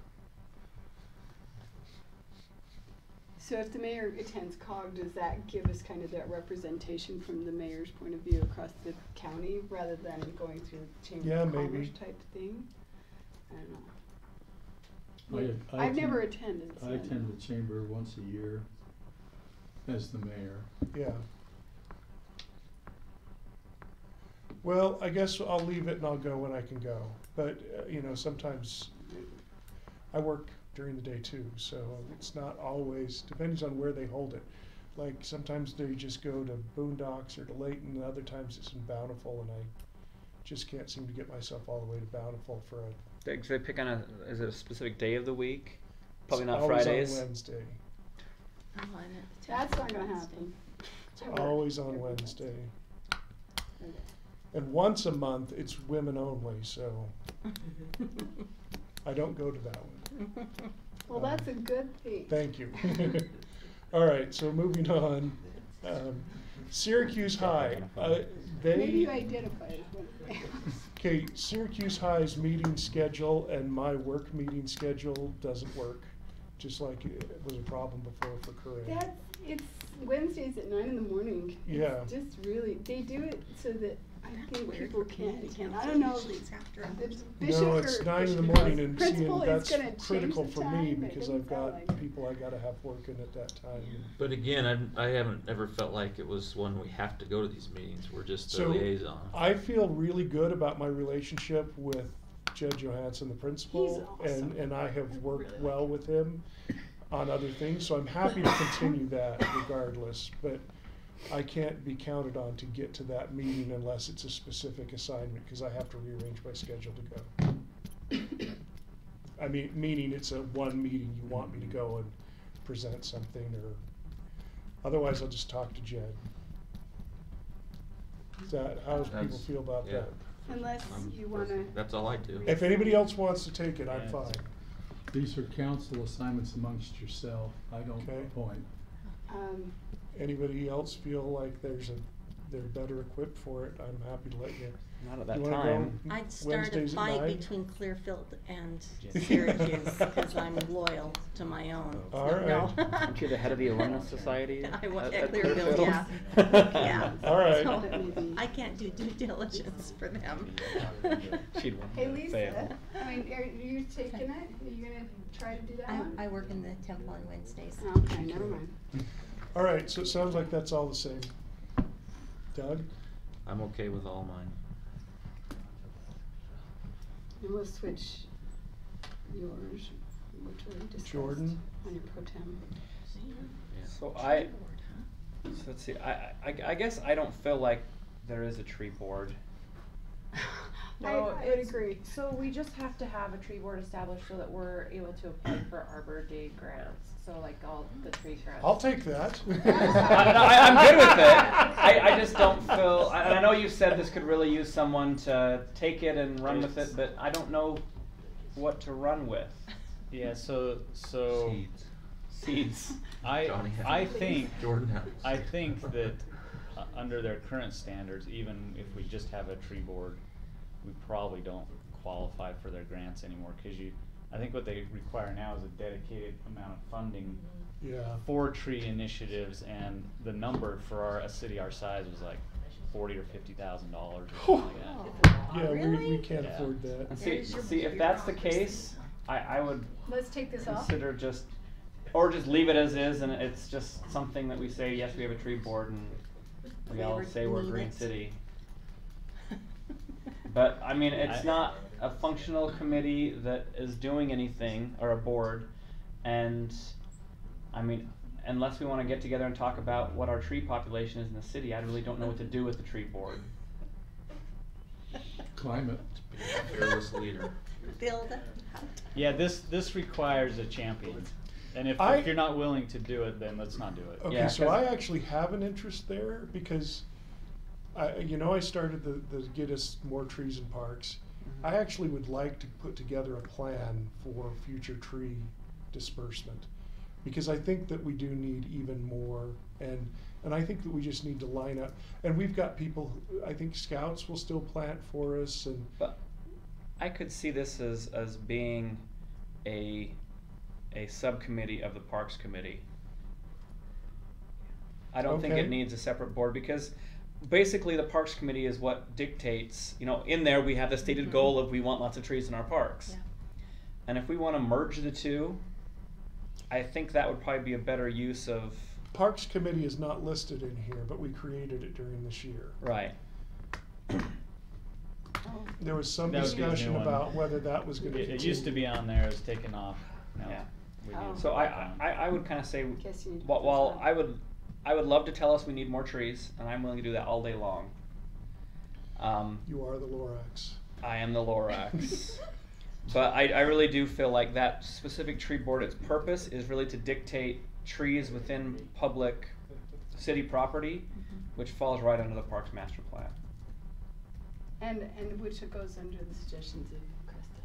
And at that point, we just call it the. My interest is I don't think it will get done unless somebody who is willing to sit down and champion it and try to push it through. That's why I would take it on. Do we have anything that, like, pressingly needs to be done? Well, I think that we missed the opportunity where if we had a plan that was more easy to just say, yeah, we've got some funds and now we've got some free labor, that we could just let it be done. I think that more would get done. I But- think that Okay, the only thing is that we've just got some massive parks that we need to get. Like I said, I know. I think that should be a stated But plan in the Parks Master it's Plan. within the park architecture, the landscape architecture, of where does it go and where do the trees go and all that, Could, so I don't know. how about if we had the first read of the Parks Master Plan, let's come back to that and look at what you're talking about as part of that master plan establishing in that Parks Committee as they exist. There maybe ought to be somebody in there. And we can, I don't know, I guess we could keep the tree board in our ordinance and just not appoint anybody. Well, like I said, Just not do it. Again, I'm willing to step forward and actually do something with it because I want to see it done. Yeah, and I think the question is, do you want it to be the tree board, or do you want it to be a subcommittee of The park. Parks So Board, if yeah. it's a subcommittee of the parks, will it get done, or will it just be, okay, I mean, I think you need somebody who wants to actually do this. Well, I think the Parks Committee wants to have a next project, so it's up to us to task them with but- that. Unless we're willing, the thing is, here's the fundamental issue with the tree board, is it's not funded. So until It's we're just willing a- to It's say. just a position. We have, we set aside, what, 2,000 per year? You can have a tree board, it's just you're not eligible for the grants, cause we don't put enough money towards trees. But at the same time, I think having someone, I think having a tree board, and it's kind of funny if you think about it. Yes, it is. If you're gonna have it, you need to say, okay, we have this money dedicated to the trees, and this is, and then the purpose of that board is to say, where are we going to spend that money this year? See, anytime you get into where are we spending money, that, in my opinion, is a council decision and not a separate board decision. So then we You probably can shouldn't have a never- tree board then. Then you shouldn't have a tree board. Okay. Yeah. But we'll Okay. put you in charge of the tree decisions. Are you unified in that? Yes. In what? Let's take it off. Take Just it not off. having Okay, a we tree don't have a board, tree Cause if board. it has to be legislated, then there's no sense in having another entity. But I do think we should have money dedicated to trees. I don't think we can dedicate in the amount that would get us Arbor Day grants, but we need to continually Different be, discussion. yeah. Yeah, Which is part of the parks. why I want to take that on, is because I don't think we've fully used that, and I want to So- make sure that we're getting the most out of it. Put parks, or discuss I'll put the that? parks one in there. Okay. And we'll, But are we leaving them the same? Because we talked about we'll get there. that Let's- being a limited first run. We're on Y, right? I want to still be on there. Y, you're Jordan, you're still on Syracuse Elementary? Uh-huh. Okay. All the rest of them you're good with?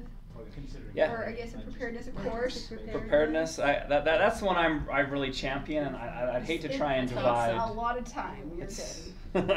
Okay. Canal And then board. Robert's got the next two, so then we have CC and DD? Yeah. Okay. Well, Excuse me, actually, I guess if we're taking out the tree board, then adjust the numbers. Yeah, it'll adjust it.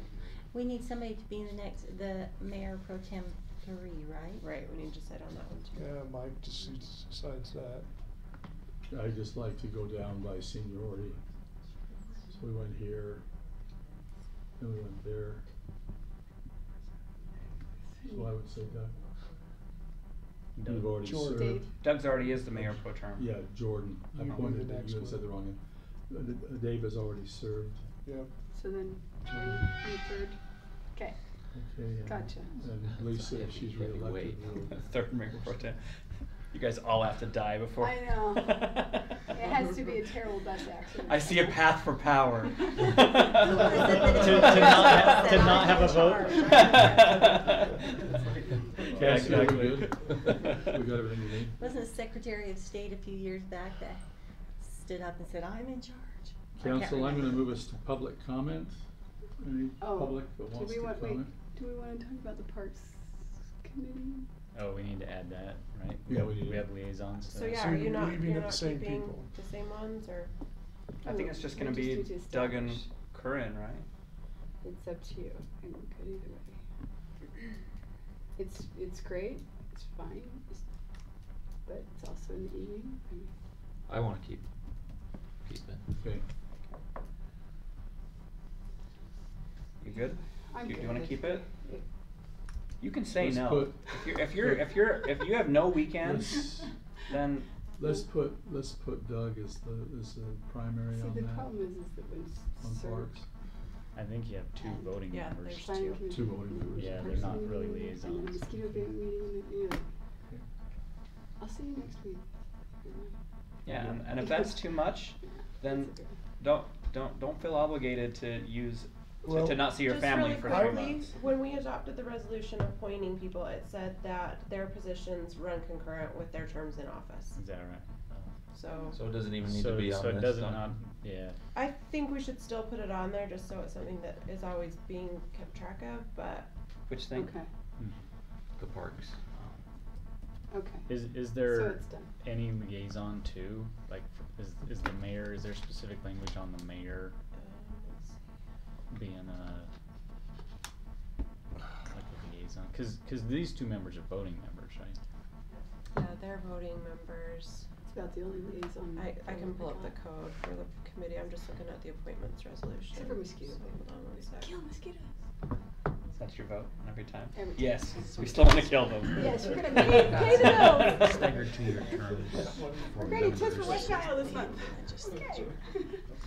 And 2 of them are from the city council. What's wrong? Could include the Just talking to myself, Oh, sorry. okay, You that's should what have I staggered remember. Do you ever 2-year answer? terms, so So the mayor Do can you be ever one of the argue? voting members. Not that I can, well, So I they've got to win do every it. argument, I will say that. That wasn't what we originally agreed to. What was that? I mean, you asked us to agree to that appointment until the end of the year, and that we would revisit that.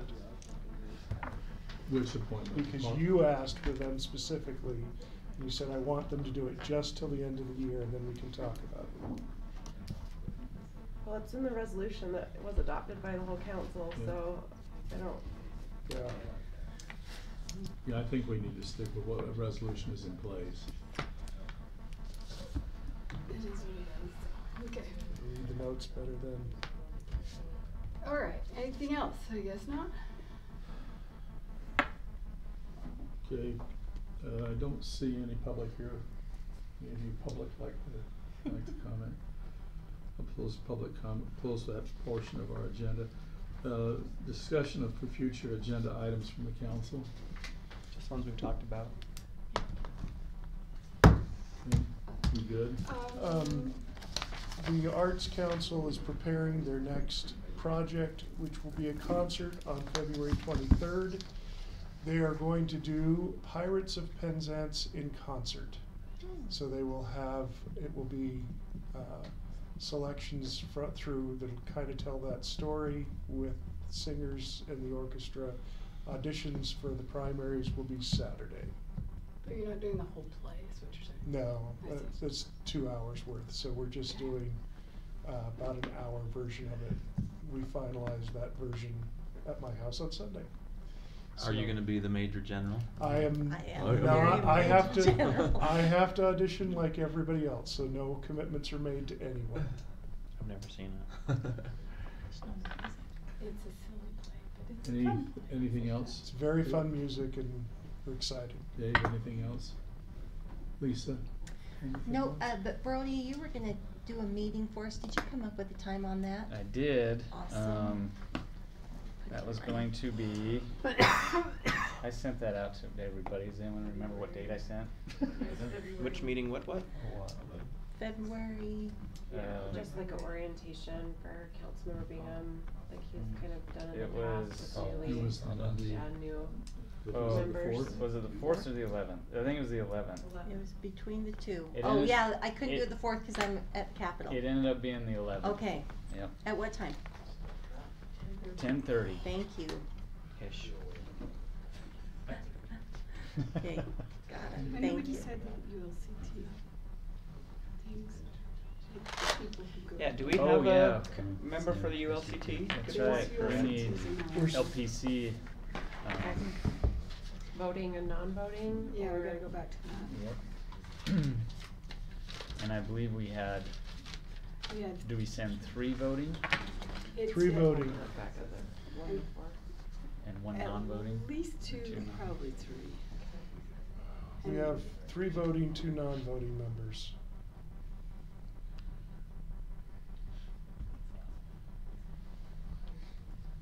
Any takers? And the meetings are still in the day, Monday at noon. and they don't let you vote. You can attend electronically, and it actually works really well. But can you vote they- electronically? You can I think you can vote electronically, and it has video and audio. What's this? ULCT, it's Okay. Utah League of League Cities and Towns. Okay. It's a So they have- lobbyist group for Yeah. for cities. So in they the have capital. their during their legislative session they have a weekly meeting called their legislative policy committee, Mhm. and all the cities go there and they discuss bills and then they vote on whether to support the bill, not support the bill, or just be neutral on the bill. And How many weeks? so they do So that are we every. looking for someone to fill the position, or do we have it filled? No, we're looking. Okay, I can do that. Yeah. Put you on Sure. it. So 3 voting and 2 Do you have to non-voting go to call Salt Lake? confirmed. I got it. Mondays. Mondays. Mondays Or I'm do it. open. Every Monday of the session, usually. And that's, our sessions aren't too long. Most of the time I can do it. Okay, starting now? When do you know When what they the first start. day of the session is? It was today. Was it? Yeah. So yeah, So, first probably. LPC So my problem is on the 4th, I have a date at the I'll be there already, but what time are the meetings? Noon. Noon. Yeah. I'll I be think there. they are breaking for that, actually. Yeah, and they actually, I Okay. think they actually hold it down there. Mhm. Yeah, it's in the. It'll probably be in It's the copper in the room or something. in like that. one of the Capitol. Rooms. What room is it? It's It's in in- it's they in have that in the administration basement. building, I think. And it's in the basement room, the one Okay. conference We'll get you room. the location. Okay, great. I can't. Looks like their meeting started on February 4th, so there's a gap according to the website here. Okay. Okay. So you say they're taking a break on the 4th? That's when they start. So Oh. February 4th will be the first LPC meeting. Wow. But they do include that as part of the local officials day. I think they break to Okay, go good, to because that that's what we're voting doing, meeting. yeah. We're And having a do meeting lunch. with all of them, yeah, and we're doing lunch, yeah. How many weeks is it? Legislature, How many? 45 days. Yeah, it's Yeah. 2, it's about a month, 5 weeks? month and a half. Okay. So you are gonna do I can do it. voting, so we need 1 more voting and 2 non-voting. I can occasionally do it. I can't do it 100% of the time, but And I could probably sneak away one of the times. I just can't do it every time. Can it be changed back and forth? Maybe? honestly, we they need to don't let- keep track of who your voting members are and who they aren't. Exactly. In I fact, just I've been there wondered. several times, and if you have 10 people from your city, they all vote. Yeah. They don't bother to check whether you should have had 10 votes. It's It's on not the like, honor system. they don't like have you hold a tag or anything. It's Whatever. really poorly run. Well, and it's very rare that a vote is Is- split. It's true. It's usually, you know, Pretty pretty large. significant one side or the other. Maybe you and I can just kind of. Yeah, we would flip. I can tag with you too. Okay. I'd like to do. Well, we'll all I be just voting can't members. Guarantee everyone. You gotta figure that out. I think that's what we just Rock, paper, decided. scissors? What do you think? Can't we, Jordan, somebody sir. take the lead and somebody be an alternate? You want to take the lead and I'll be your alternate? Sure. That's, there are Or many, should we have 2 alternates? Yes. yeah, 2 alternates. Sure. That would just be Doug and Jordan, right? Yeah. Sure. Because every board I'm on, there are alternates. And then if anybody can't go, just one of us will fill in. On the 25th, I won't be there. Okay. February. All right, so do we make a motion to move into closed session? Do we have non-voting? Well, do we have non-voting? Yeah, that's what we do. I think- Yes, yes. In the we past, do. we've had Brody We have be a 2 non-voting. non-voting, Paul. 3 You voting, too? yeah. Okay. Well, so no, you just said that Oh. Savage and Peterson were gonna be non-voting. No, they were alternates. Alternates. Alternate voting. They may not You guys are making me crazy. technically Not have gonna lie. alternates. Running out of letters in the alphabet, the double alphabet. Yeah. Triple We're- A, triple V. Okay. We're banking on the fact that alternates are Care allowed. Coalition? Yeah, I don't think it even specifies Do you want that alternate. on there I too? think we were just using different words to say the same Is thing. They haven't held meetings for a while. They, I don't know, I went to one of their meetings and I thought it looked more proprietary than Davis County, is what I saw, but I don't know. What's that? The Care Coalition, Oh. what we've been doing with Clearfield. Yeah. And for the last 4 months, since October, they haven't met. Yeah, and I think, So- I think they're tied with, I think it's more proprietary than it is. Well, they're evidence-based, and she's gonna come meet with, okay, so we can check at that point. Okay, are you okay with it? Yeah, well, yeah, they're not meeting right now. Okay. So is that another thing we're pointing That's another someone thing to? I have been doing. Yeah. Let's see. Want to make it official? Well, we'll see But if that's they're something gonna we're all continue invited meeting. to, right? If- Yes, Care Coalition. Okay, any other agenda items that we need to talk about, or assignments? Well, you really didn't, so clarify the non-voting alternate thing.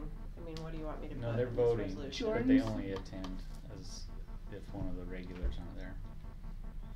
Yeah, I just don't. Could we think appoint- So, we need to put that in the Jordan and Doug are resolution. alternate. Yeah, we don't need to put that in a resolution. Okay. So but non-voting staff members? No, yeah. I know you've attended some. Yeah, I would nominate myself and Paul. Just, Yeah. we can attend the meeting with you. Yeah. And we can't make it all the time either, but, we can attend the meeting with you and Okay. hopefully have information that'll help you vote. Okay. I like this Okay. idea. That's good. Okay. Anything else? Cassie? I'm not good? getting their emails. Have they sent any yet? they are. Friday. I get them They are Friday. They send I'm one. not getting them. No? They usually talk about the latest Utah game or BYU game up Utah, front. Yeah, I haven't got them. I've checked my junk recently. so- Okay. We can check and make sure that they have the updated roster. Who's in charge? Maybe there's Who's in charge? And I'm guessing Lisa's probably not on their list either. She actually should be, cause she's been registered for this most recent conference, Oh, yeah. so they So have let me her. show you what it looks like. Oh, apparently it needs to update Friday first. facts, Yeah, I haven't. I got think them. is what they call it. Yeah. Council, I'd entertain a motion to go into closed session. So moved. Wait 1 sec, so did you call the special meeting to order? We just need to make sure that this one is closed and the special meeting is convened. Let's talk about Canadian Truck. Closed, Okay. the work session is closed. I now declare we're in, special meeting. I need a motion. Motion to go into closed session. Have a motion, have a second. Second. Second by Councilman Savage, all in favor? Aye. Aye. Any opposed? Okay. Let's This see, guy we